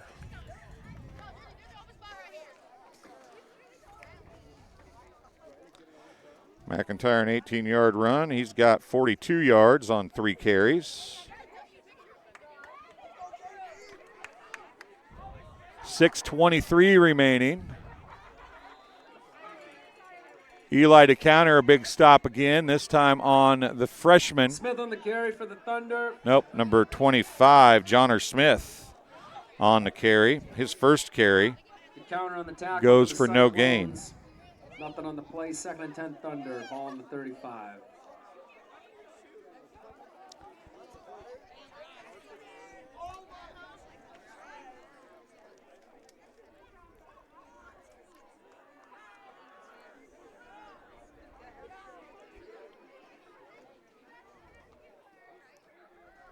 Drop back, throw across the middle.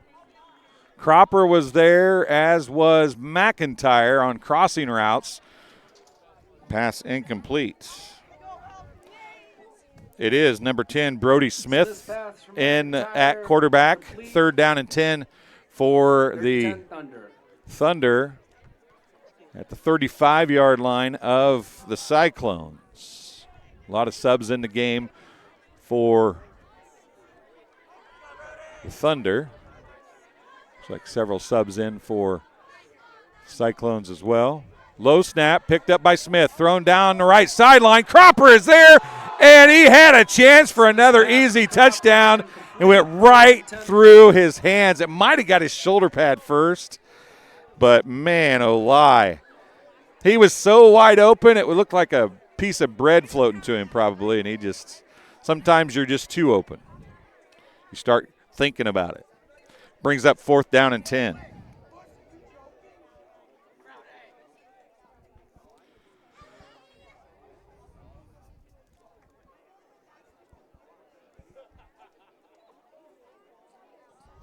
Harrington finished 4 of 7 for 107 yards and 2 touchdowns.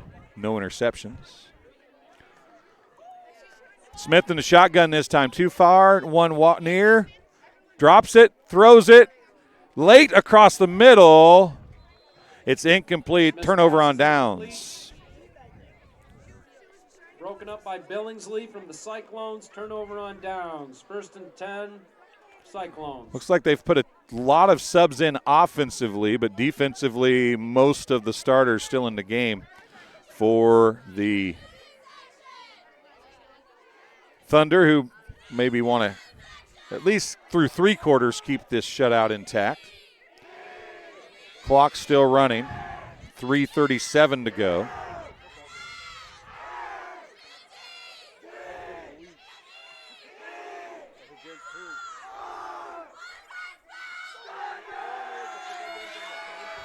Student section right here in front of us, and the cheerleaders having a little fun. Clock continues to run.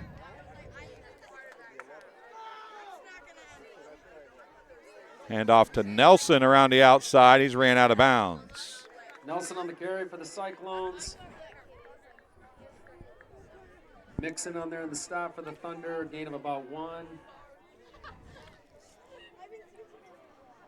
Ball's going to be spotted well, at 36. They're going to move it forward. Cyclones. 2-yard gain for Nelson. They just kept moving that down marker forward farther and farther. It was stopped, and it started, and it stopped, and it started. That's not really the down marker holder's fault. That's usually the referee's fault on the sideline there. Hester again, hand off to the fullback. Nothing doing. Big stop right up the middle. See who that is. On the stop for the Thunder. It was number 6. Aiden Laird just stood up Zabo, no gain. And it's 3rd down and 8.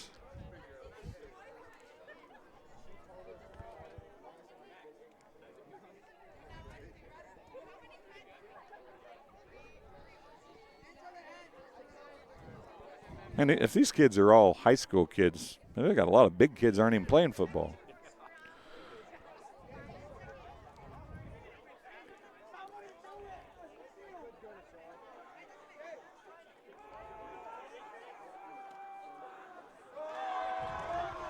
Here we go. Hester under pressure immediately. Tracked down in the backfield again. Good, and Handel in on that. Handel gets the cleanup, but it was good that caused the problem. As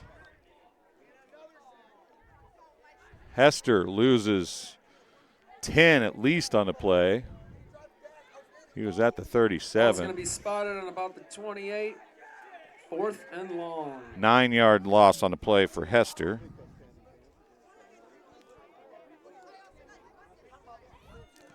Another punt by Nelson.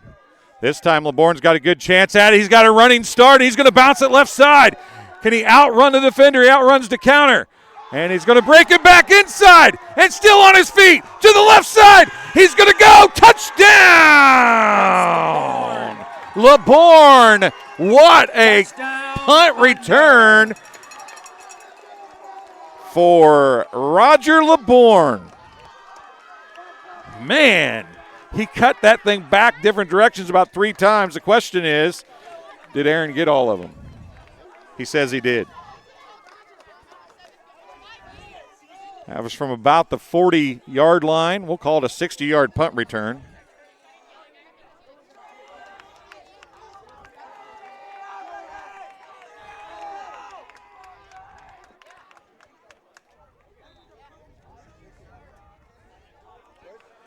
And here comes the kick.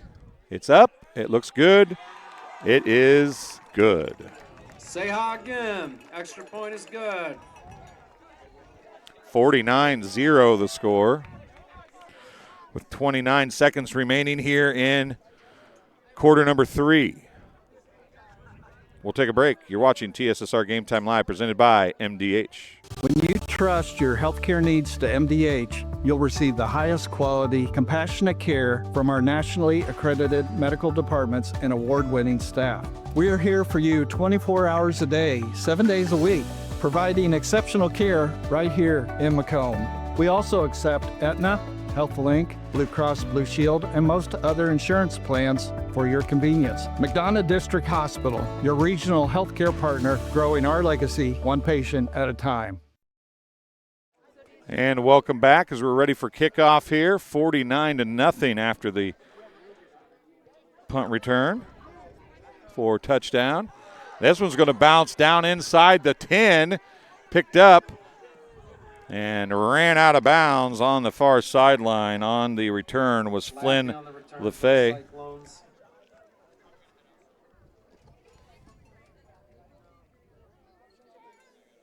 Ball's going to be spotted on about the 17. That'll bring us to the end of the third quarter here at West Carroll.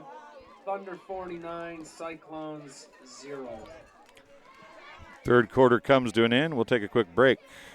You're watching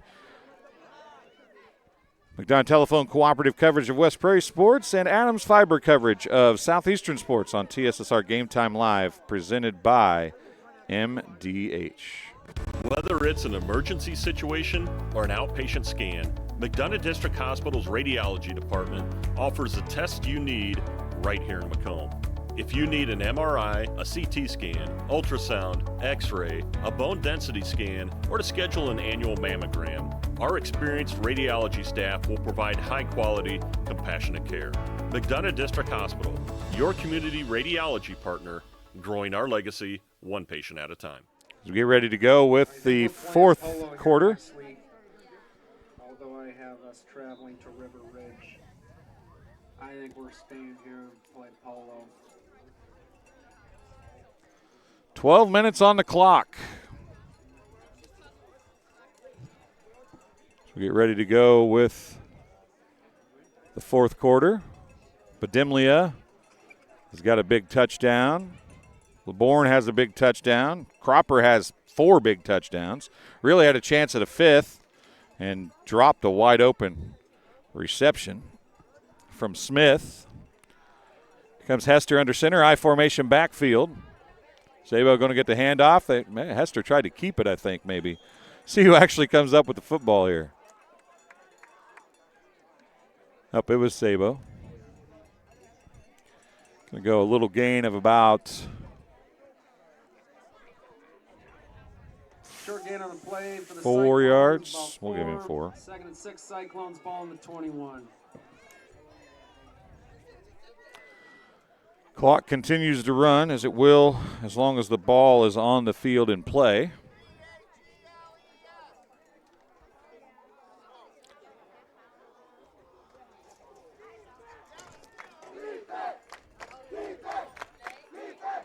Handoff. Not Hester. Nelson. It's going to be close to a first down. He might have got it. He did get it. LeBourne in on the stop for the Thunder. Give him 7. It's going to be enough for a first down. And a first down for the Cyclones.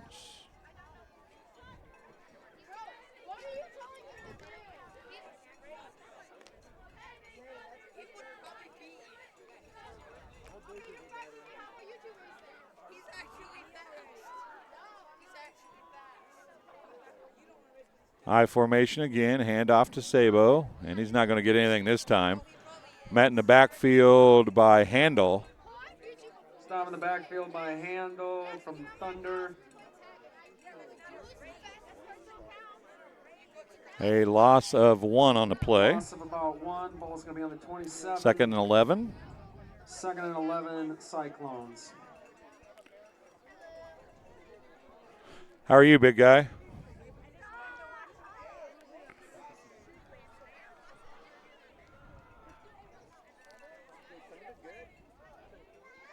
Handoff to Nelson this time as he bounces it right side. He's going to get a yard or two. For the Cyclones.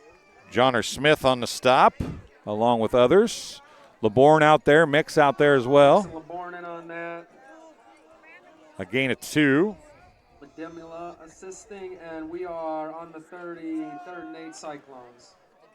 3rd down and 9. 3rd down and 9 for the Cyclones. We're under 10 minutes to go now.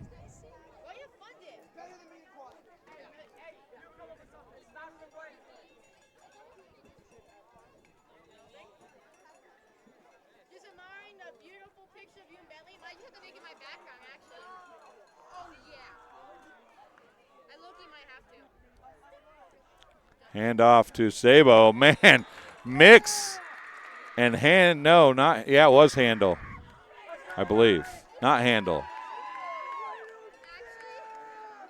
Mix and Urdalis and on the stop for the Thunder. Dalis. It was Alexander Dalis. I thought it was too short to be Handel. 4th and 8 Cyclones. Ball on the 30. No gain on the play. 4th and 9. Sabo got back to the line of scrimmage. Clock continues to run, down under 9 minutes, approaching 7 at the 8:20 mark. As the Cyclones taking as much time as they can, and maybe Coach McCormick going to take a timeout here.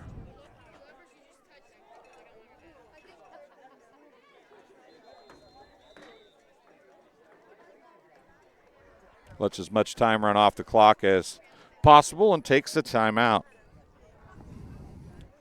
Timeout West Prairie. This game being brought to you by McDonough District Hospital's Athletic Trainers and MDH Rehabilitation Center with locations in Bushnell and Macomb.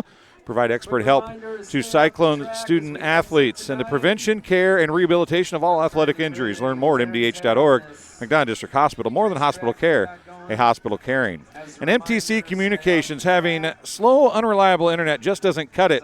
In 2025, MTC Communications offers lightning-fast, reliable fiber internet, video, phone service, and camera systems to the McDonough, Henderson, and Hancock County areas. Visit mtc.crowdfiber.com to check your availability. And McDonough Telephone Cooperative, West Prairie game streams at home in the gym are made possible by McDonough Telephone's fiber internet. Buffering means suffering. To kick slow Wi-Fi to the curb and connect your home with MTC's fiber internet as the punt is way high and out of bounds. To get blazing fast Wi-Fi with speeds up to 1 gig, sign up online at mtcfiber.net. Also, Ryden Farm Supply, located in the heart of Walnut Grove and in business since 1974. Ryden Farm Supply can meet all your needs for LP seed, fertilizer, and farm chemicals. Their LP service is unmatched in the area, and as a customer, they'll take very good care of you. Give them a call today at 309-772-3121, and it kind of makes me feel like the heat needs to be turned on here pretty soon. It's kind of cool up here in the north. My hands are cold. I have shorts on. My legs aren't cold, but my hands are cold. I don't understand it. Poor circulation, maybe? Have more fat on my legs than my hands? I don't know what it is. Something like that. It's 49-0. Clock running. 7:12 to go. Thunder have the football. 1st and 10 at the 38-yard line, of the Cyclones, and they are going to let the clock run as long as the officials will be kind enough to let them. And he puts his hand up. And the pitch is going to come out near side. Bobbled but gathered up. Oh, a big hit by the Cyclones. McIntyre had to carry. Austin Nelson gave a big-time shot. It's going to be a gain of 1. Nelson for the Cyclones. McIntyre gets 1 on the carry. 6:30 remaining in the football game. 2nd and 9, ball on the 37. And just like last week, Thunder taking as much time as possible here. See if either coach is able to come up and talk to us afterwards. Coach McCormick, I doubt it because they're clear over on the far side of the field and they have to go that way to get to the bus. So I'm going to guess he won't be able to make it over. Handoff.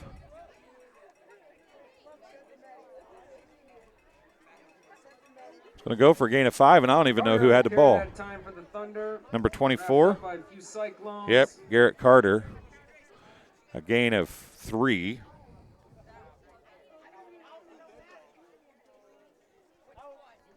Short gain on the play, 3rd and 4 for the Thunder. 3rd and 6 after 4 yards gained on the first 2 plays. 5:30 remaining. Smith going to take as much time again. Brody Smith up under center for this entire drive thus far. It's 3rd down and 6.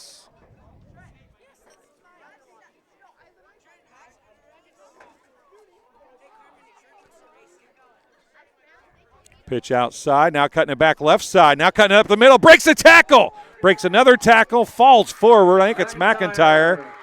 McIntyre is going to go from the 33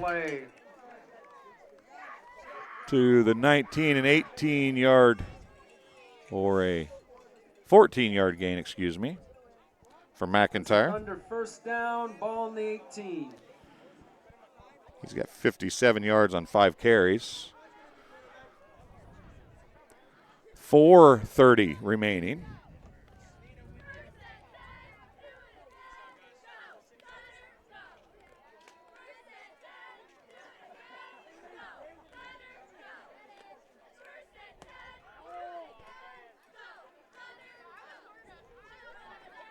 There goes the hand up. He's supposed to start moving it when it's under 5 seconds. There he goes.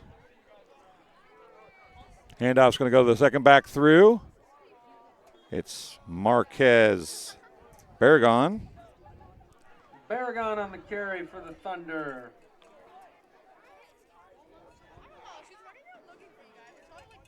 Second and 7 gain for of the 3. Thunder. Pickup of about 3.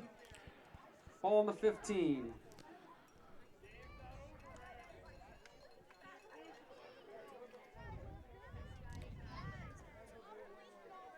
.340 left.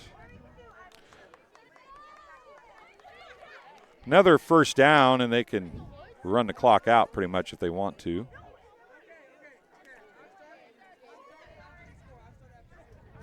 Two more downs in this series. And handoff to number 28, Alexander Ardalis. Nothing on the play. 3rd and 7 for the Thunder. He loses 1. Ball on about the 15. It's going to bring up 3rd and a long 8. We're under 3 minutes to go now.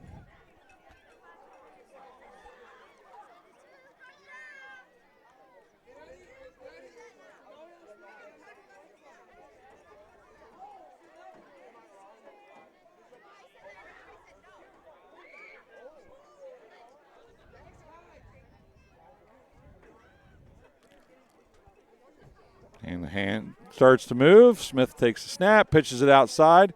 Barragan going to be tracked down, but he's going to make positive yards out of it. Jackson on the tackle for the Cyclones.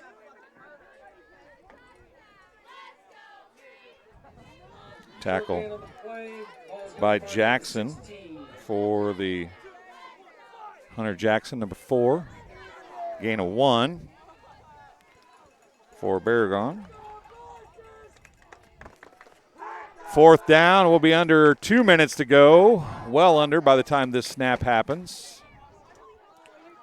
So if they can get a first down without getting a touchdown, I should say if they do get a first down without getting a touchdown, the game will be over. Smith's going to take as much time again as they take a long time to get to the line of scrimmage. With about 3 seconds, he'll snap it. Handoff second back through, and they're going to get a first down and a whole lot more. Touchdown, McIntyre from the 16-yard line.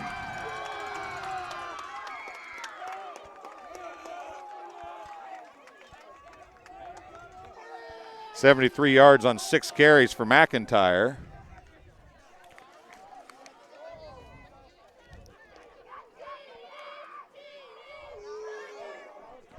So with 1:29 remaining, they are out to kick again.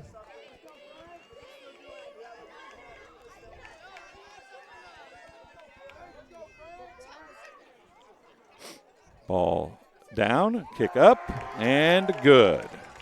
Say hi again. Extra point, something good. 56-0.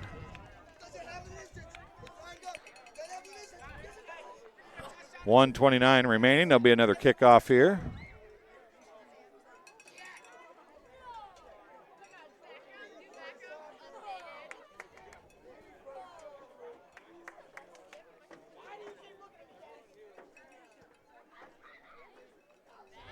Both teams taking a little extra time to get out.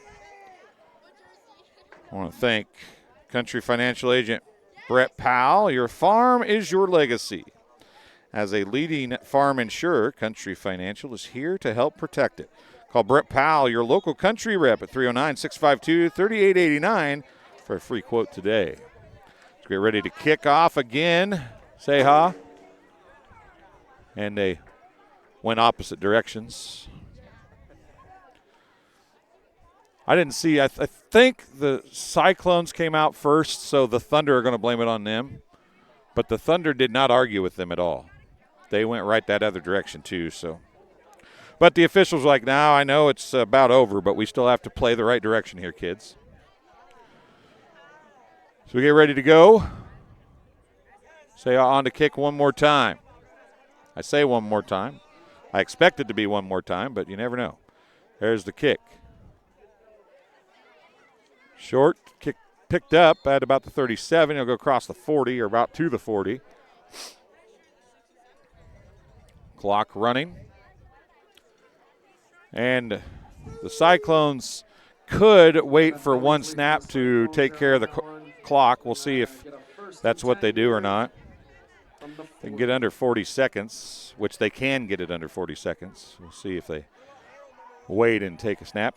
Coming in to play quarterback, it looks like. Going to be number 2, Hayden Wilcox, a freshman. Nope, it looks like they're going to get 2 plays off. They're going to have to do 2 plays. Wilcox, hands off. And nothing doing.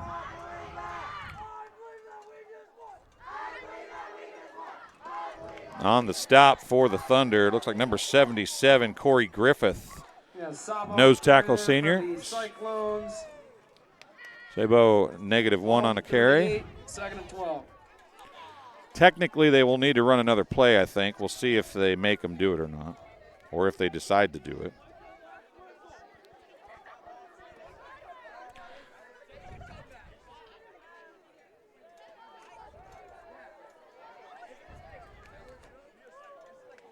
And the ball's on the ground. And that's going to be it.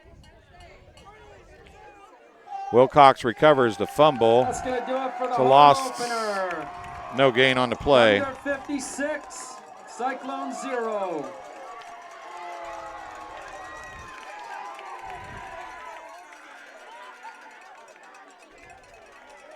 Just a reminder to stay off the track, especially with football cleats on. That was for the celebrating number 23, Marquez Barragon, who was out there celebrating and on the track. They don't want anybody on the nice new track with cleats on, which is completely understandable. We'll see if either coach heads this way in a couple minutes. We'll take a break. I'll do a little bit of stat keeping, and we will be back either with the coach or with the closing The final 56-0. The Cyclones drop the game to the Thunder on the new field opener here in Mount Carroll. Here, we'll be back in just a few minutes. Oh, welcome back. All right, well, we're here with Bill Murdoch, and this is the second year in a row, Bill, that I've talked to you. Yes, unfortunately. Yeah, probably unfortunately for you.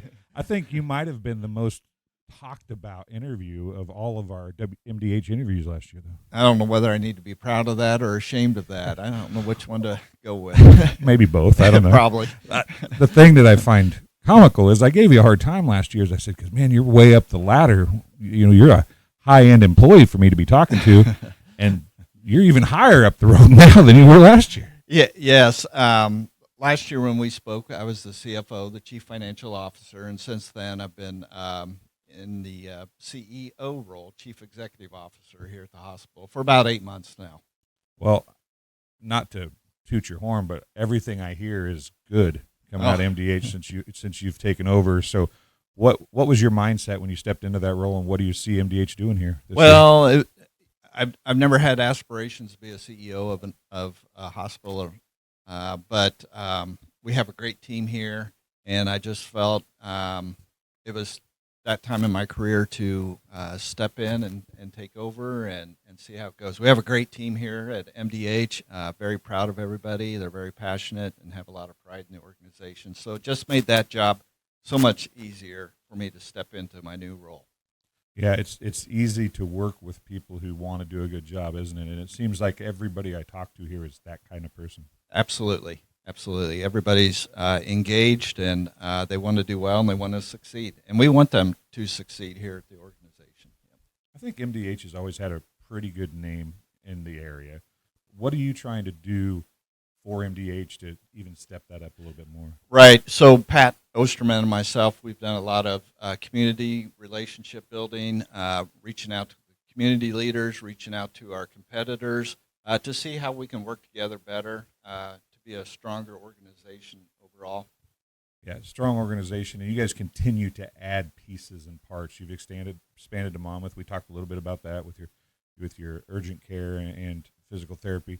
The pharmacy is looking really nice right now. Right, and it's ready to come online. The construction's finishing up this week, and then next step is to get the certifications, inspections going. So we should be open for business later at the end of this year or first part of January.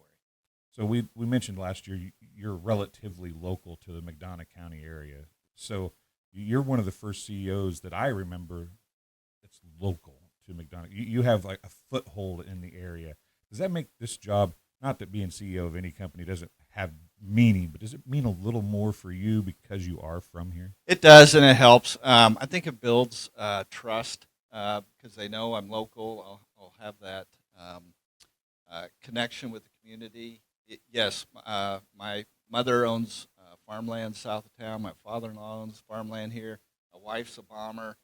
She's a leatherneck. I'm a leatherneck. We got kids that are leathernecks too. So I feel like we have a lot of fabric in the community to take this organization to the next level. Well, we're going to keep the interview shorter, but I cannot get done with this interview without asking if you got any deer last year. I did. Actually, yes, I did. And as we talked last year too, I participate Hunters for the Hungry, where we donate our harvest, and I did that last year. So yes, I was successful. So you spend a lot of time at MDH and helping people, and then you're helping people when you're at home too. Try to. That's a little different. You know, you're by yourself, and sometimes that's good to decompress and do all that. But yeah, no, it works out well. So what's been the biggest surprise? You never had any ideas of wanting to be CEO. What's been the biggest surprise so far since you've taken a job? Oh, I think just the loyalty our staff has for the organization. They want it to do well, and I think with that support has made this job so much better for me. Well, Bill, I appreciate you talking to me. It's always fun getting to talk to you, so hopefully we'll do it again next year, and we'll have new big things to talk about from MDH. Let's plan on it, and thank you for your time and having me on again this year after last year. Hey, not a problem. Like I said, you were the biggest fan I think supported video of all of them. So we'll see if you can continue that. Maybe I should give an award. You think? I think we should come up with an award. Okay. You work on that. Okay, Then we'll talk about it. Okay, I'll do that. We'll be back with the second half in just a few minutes. And welcome back. I'm here with Emily Alden now. And Emily, patient advocate, is that right? Yes, that's correct. That sounds like a title that encompasses a whole lot. Let's first put it in simple words if you can, and then we'll kind of go in depth a little bit. Yes, as the patient advocate, there is a lot to do in the role, but it's a fantastic opportunity. So generally speaking, I will help patients. I will talk about the service that they have here and just in general measure the patient experience for the entire organization. Well, speaking of knowing the entire organization, kind of the theme has been everybody knows everybody at MDH because you're a smaller rural hospital, even though MDH offers a lot. You literally have to probably know everybody or most everybody because you need to know what each thing's going to happen if that patient's dealing with it. Yes, that's very true.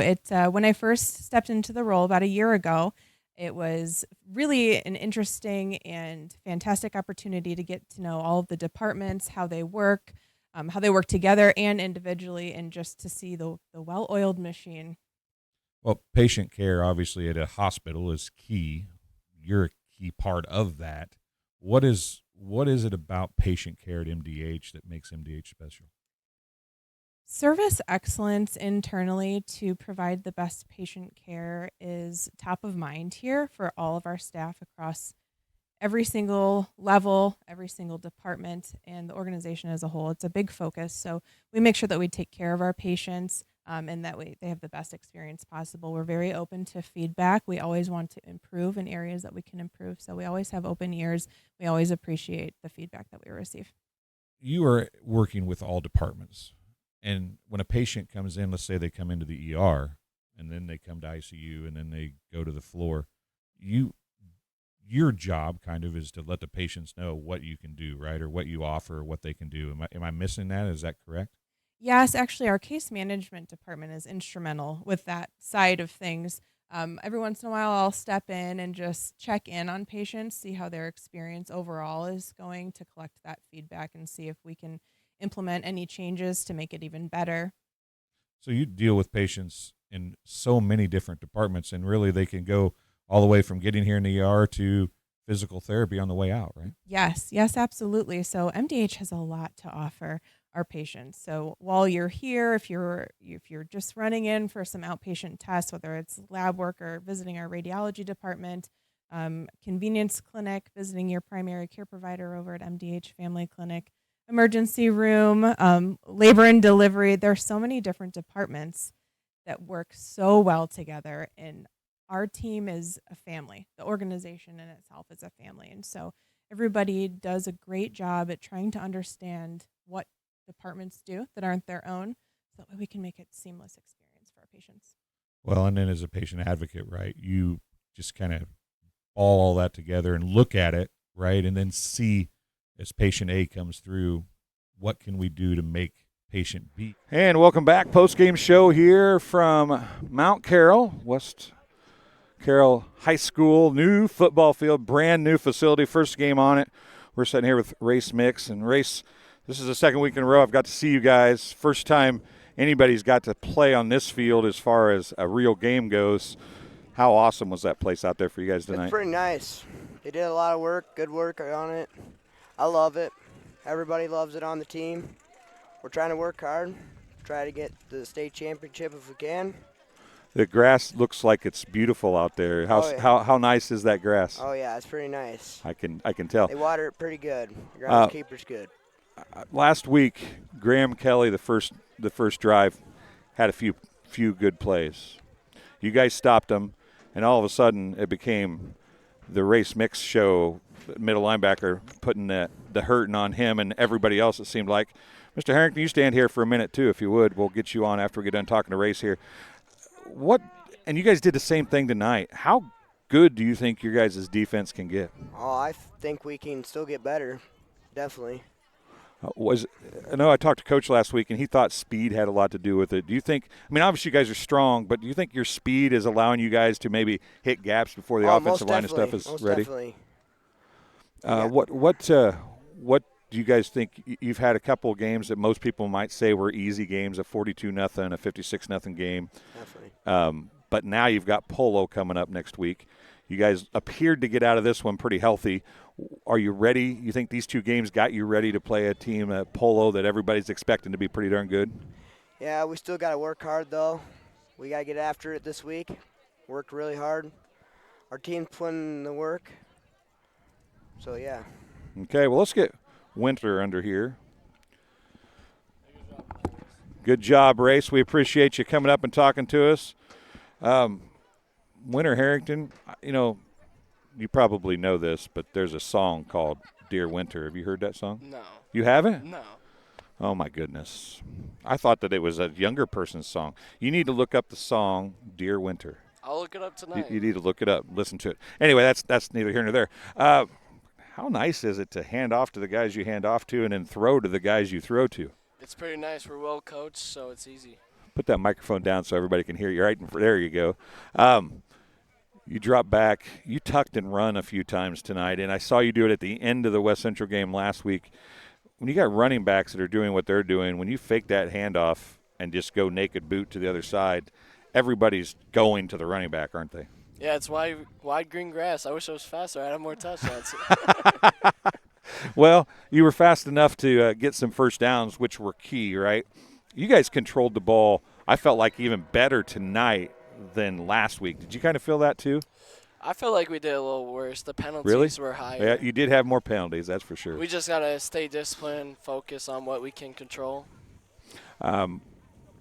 You have a couple good receivers with some speed, and then you got McIntyre flying down there as well. And Cropper came out of the backfield for that one. He came in motion, which I think he did the same thing last week on one or two plays, but you don't see you guys do a lot of motion, and he kind of gets lost in the mix and then wide open down the field. Yeah, it's like surprise. It's like a birthday present. So do you like to throw the ball, yes, or do you like to run the ball? I love to throw the ball. I wish I could do it every play. Well, I don't think with the running backs you have, Coach is not going to let that fly, is he? Probably not, but hopefully 50-50. 50-50. Well, I'll tell you what, if you guys can continue to throw like you've been throwing, Badimlia is fast, LeBourne is fast. You can throw the ball for a lefty. You can hop it down the field pretty well. How fun is it to throw that deep ball to those guys? It's so fun. It's like stealing candy from a baby. You know, the one to Badimlia down the far side, as soon as you let it go, I looked and I'm like, it's a touchdown if he catches it. Yeah, you kind of have that. I mean, does that make it harder for you to make that throw good when you got, oh, God, he's got 10 yards of separation or 5 yards of separation? Is it easier or harder to make that throw then? I think it's easier. I just got to focus on the receiver and let it go. You guys do some crossing routes that have been pretty successful for you too. Do you like the crossing route as much as the deep ball, or do you like the deep ball better? I like the crossing route out of play action, but if we're just straight drop back, I like a go. Well, I tell you what, I appreciate you coming up here and talking to us. I had you for 4 of 7 for 107 yards and 2 touchdowns. That's not horrible. Not bad. You'll take it? I'll take it, but we got to keep growing. Got to keep growing. And that's the thing. You have 2 games like this, and then you come to Polo next week, right? And Polo's a team that everybody looks at every year to be really good, and they've shown that they're pretty good already this year. These 2 games get you ready for something like that, or do you think that you wish you would have had maybe a little tougher game going into that Polo game? I think they definitely get us ready. We just got to hit practice hard, even harder than we had before. Coach has done a lot of good things here for you guys with West Carroll, and you guys are obviously heading in the right direction. How much fun is it playing with a guy that allows you to throw and run the ball? It's pretty fun. I mean, practice is really hard. It's probably the hardest part of my week is practice. But it's making you better? Yes, a lot better. All right. Well, Winter, I appreciate you coming up and talking to us. Good job tonight, and I'm sure we'll see you a little later in the year. All right. Thank you for letting me talk. You're welcome. Winter Harrington talking to us. And Coach is up here now, and spin it around the bottom or put it on. There you go. put that up close to your mouth. I know you may not want to after those sweaty guys have been holding that microphone and stuff. But, Coach, Winter said, I don't think we played as well this week. No, we didn't. I feel the same as he does. Because we had more penalties and we didn't take care. You had a turnover. But you did some really good things, even with those extra things maybe you don't want. The ability to run the ball and then go over the top is going to be hard to defend in this 8-man football league. I'm been blessed with some quarterbacks and then some very tall, good receivers. So, absolutely, yeah, it's going to be hard. That's the whole goal, is to spread the ball, is to make it difficult. We don't want to be one-sided. I know, sometimes I might mess up. Somebody can have a 2,000-yard rushing, but I feel if you can get everybody involved, it's harder to challenge, and, we have a better shot going further out. Well, Aiden Buchholz obviously twisted his ankle. He ran a few times tonight. Was he 100%, or was he still a little gimped up from twisting the ankle last week? It was a little bit tender. As I said, he's always put me in. It was a little tender this week. I told him that I might give you 2 carries, but you better do something with it. Other than that, you're sitting out. So he got his couple of carries. And then he did literally get 2 carries for 18 yards, yes. So he did a little bit of something with it. Yes, I said 2 carries, you're done now. We have a juggernaut coming up this week, so I wanted to give him that extra week rest.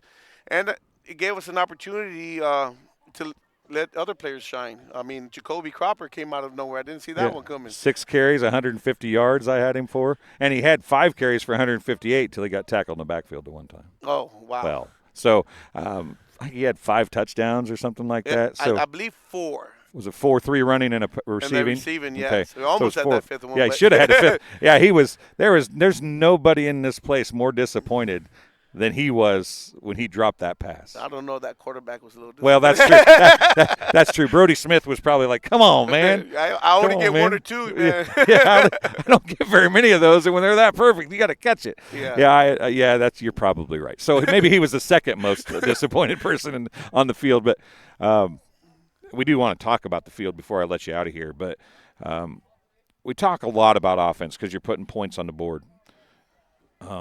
The thing that I don't want to leave here without talking about is the fact that you haven't gave up a point yet this year.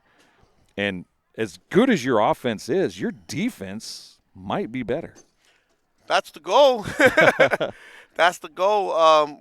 We've always been able to put up points last year, but, man, we gave up a lot of points also, So the big focus this summer and stuff was how can I get a defense that's going to be creative to compete with the Amboys and the Polos and the Milledgevilles and stuff. I'm not sure if this is the answer until we face them, but it's something. I think it's something different. I don't think I've seen any other school kind of run what we're running, and right now it's been effective. Hopefully it will continue. Hopefully it does give us the edge so that we can start competing with those juggernaut teams. Well, and I think that you have to feel like it is working because even the teams that you scored a bunch of points with last year, like even the West Prairies at Southeastern, so you dominated tonight, and West Central with Graham Kelly, they would have scored points against you last year probably. Probably, I mean, yes. don't you agree with that? I do agree, yes. And you came out, and you've obviously made a change that has worked now. It's too bad maybe you didn't get Polo or Amboy at the beginning of the year and just before they could see your defense, right? But that's part of it. That's part of coaching, right? You've made your changes, and now you see you're going to make changes. It's not like what you have right now is going to be exactly what they see next week or the week after, right? Yes, that's going to be some changes because you got a game plan for the team that you have, and as you mentioned, Polo, Ted, he's got 2 films on me now, so that's all he needs. He needs one. He's got 1 on you, and he's going to have a great game plan for us. So he's got 2 on us. So hopefully I'm going to try to be as good as he is and try to game plan for him and see if we can get something going and make it a competitive game. I had Race up here talking before Winter was up here. He's been key for you. Handel came up huge tonight, and Cohen Good just gets better every week, it seems like. Yes, they're starting to figure it out, some of the responsibilities, because with the change, there's different responsibilities. So there's a lot of things to clean up. So one of the first thing Coach Holly tells them all the time, hey, great job, but can we get better? And then right away, immediately, yes. We still got a lot of things to clean up. We're still figuring out how we're doing this, and both offensively and defensively. You know, so like I said last year, I felt like we just tried to play bully ball. This year, we're being a little bit. I feel like we're being a little bit more creative and giving other people opportunities, and it seems to be working. And you mentioned this, but when you hand the ball off to 1, 2, 3, 4, 5, 6, 7, 8, 9, 10, 11 different players, and full disclosure, there was only 3 of those after the running clock started. So you handed off to, well, counting, Harrington.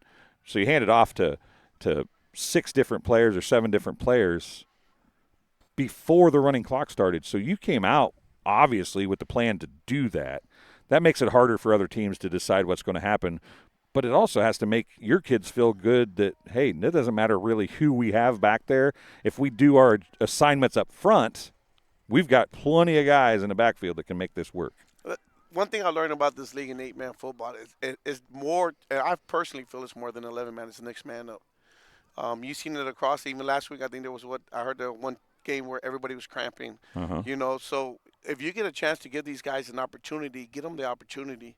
Let them have a chance to shine. Let them get a feel for the game. Because once you get it 1 or 2, by the time they have to go in, they already have that experience. If you leave them off on that sideline, it's just not going to be there. So since I knew I was not going to use Aiden Buggles, I was just going to give him 2 run plays. This was a great chance for me to see, well, what else I get? I'm going to give you the ball. Let's see how you carry it.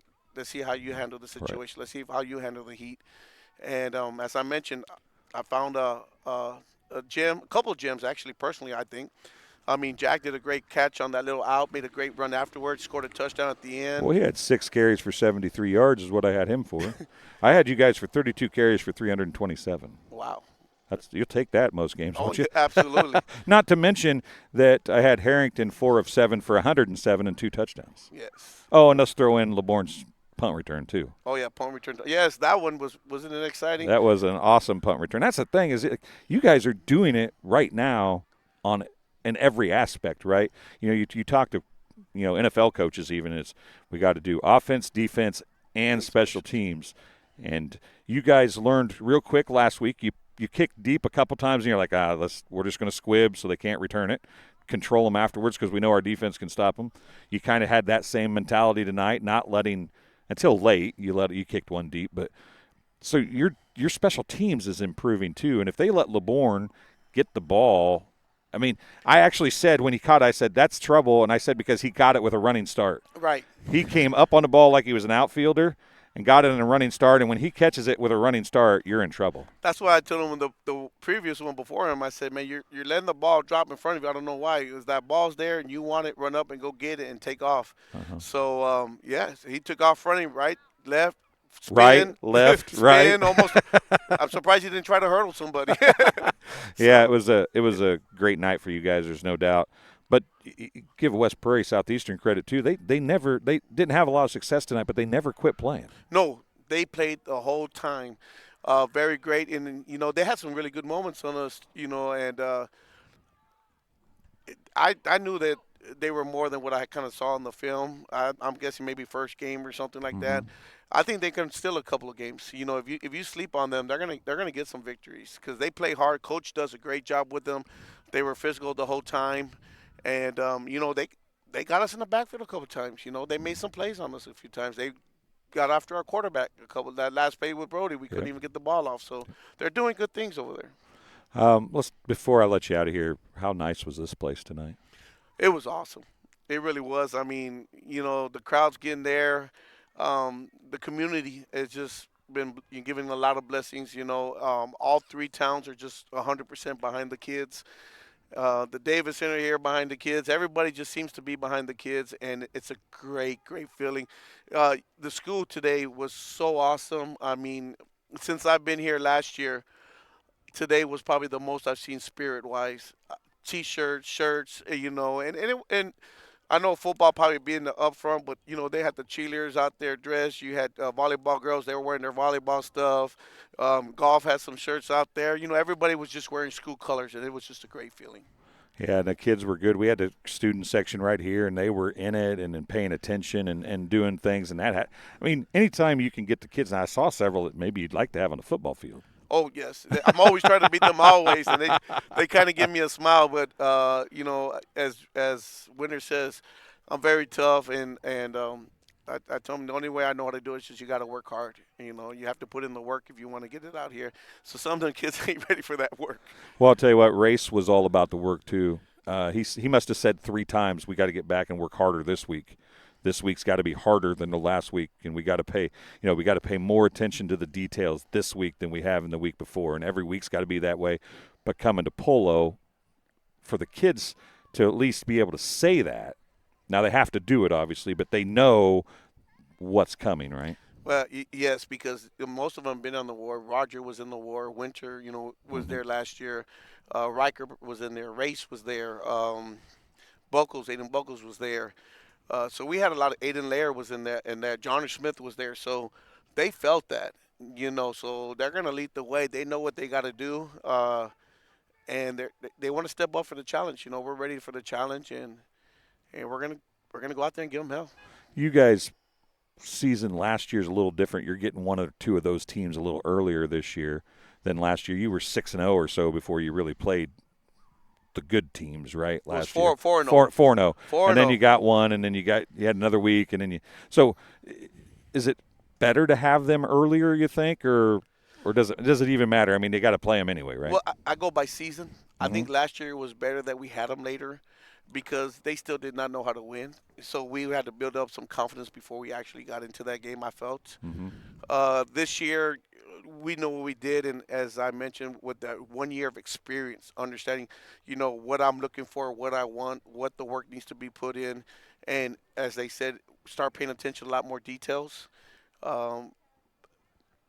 It's I don't think it really matters. I mean, you're going to meet them sometime. Right. So Polo, yes, week 3, week 7, week 5, somewhere in the playoffs. I have so much respect for Mr. Austin, Coach Austin, so it's I probably won't sleep this week. Well, planning. You got good teams in your area. Milledgeville is over in this part of the state, and I mean, there's some. It's still, this is the hotbed area, and you guys are trying to get into that area, right? I mean, you're trying to bring West Carroll to be the Polos, Milledgevilles, the people that everybody expects to be good to Amboys.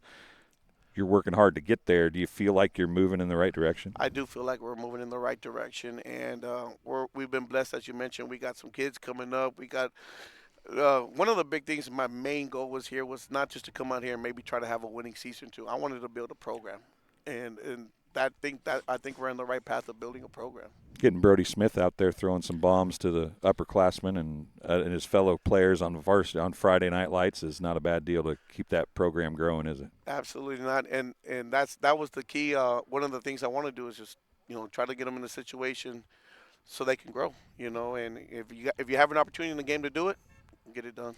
One last question. Barragon got the touchdown on, I think it was 4th and 8 or something like that. He got the touchdown, I think. That was McIntyre. Last touchdown, or no? The first, like in the first half. Let me see. It was. I got it wrote down. Barragon did it. You're right. I think he tossed over. Yeah, the second touchdown. It was a toss in the corner. I actually giggled in myself a little bit because he had that awesome run last week. He went across and came all the way back. I was like, what if Coach gave him that just so he could get that touchdown, his first touchdown that he got taken away last week? But I know you weren't thinking about it, but he's a freshman. He's going to be a good one for you. His speed is crazy. His and he's got great directions. He's very quick and he's very fast. He was the All-State, I think 200 4x2 in the 8th grade. They came in first. The 4x200 came in first. He won the 200. I think he won the 100. I don't know in the state. So he is very fast. But he's very young. So we're trying to get him in as much as possible. Kind of rein those kids back a little bit. Yeah. Oh, absolutely. Yes, they came in a little bit thinking they were there, and the upperclassmen kind of put them, okay, you know what, maybe we need to work. So. Well, Coach, I appreciate you coming. Congratulations on another win. Thank you. And we won't see you next week, I don't think, but we'll be looking forward to that score and wishing I was there to watch it because that's going to be a good one, I think. Oh, yes, it's going to be a tough one. We're gonna like I said, we're going to try to give them everything we can get.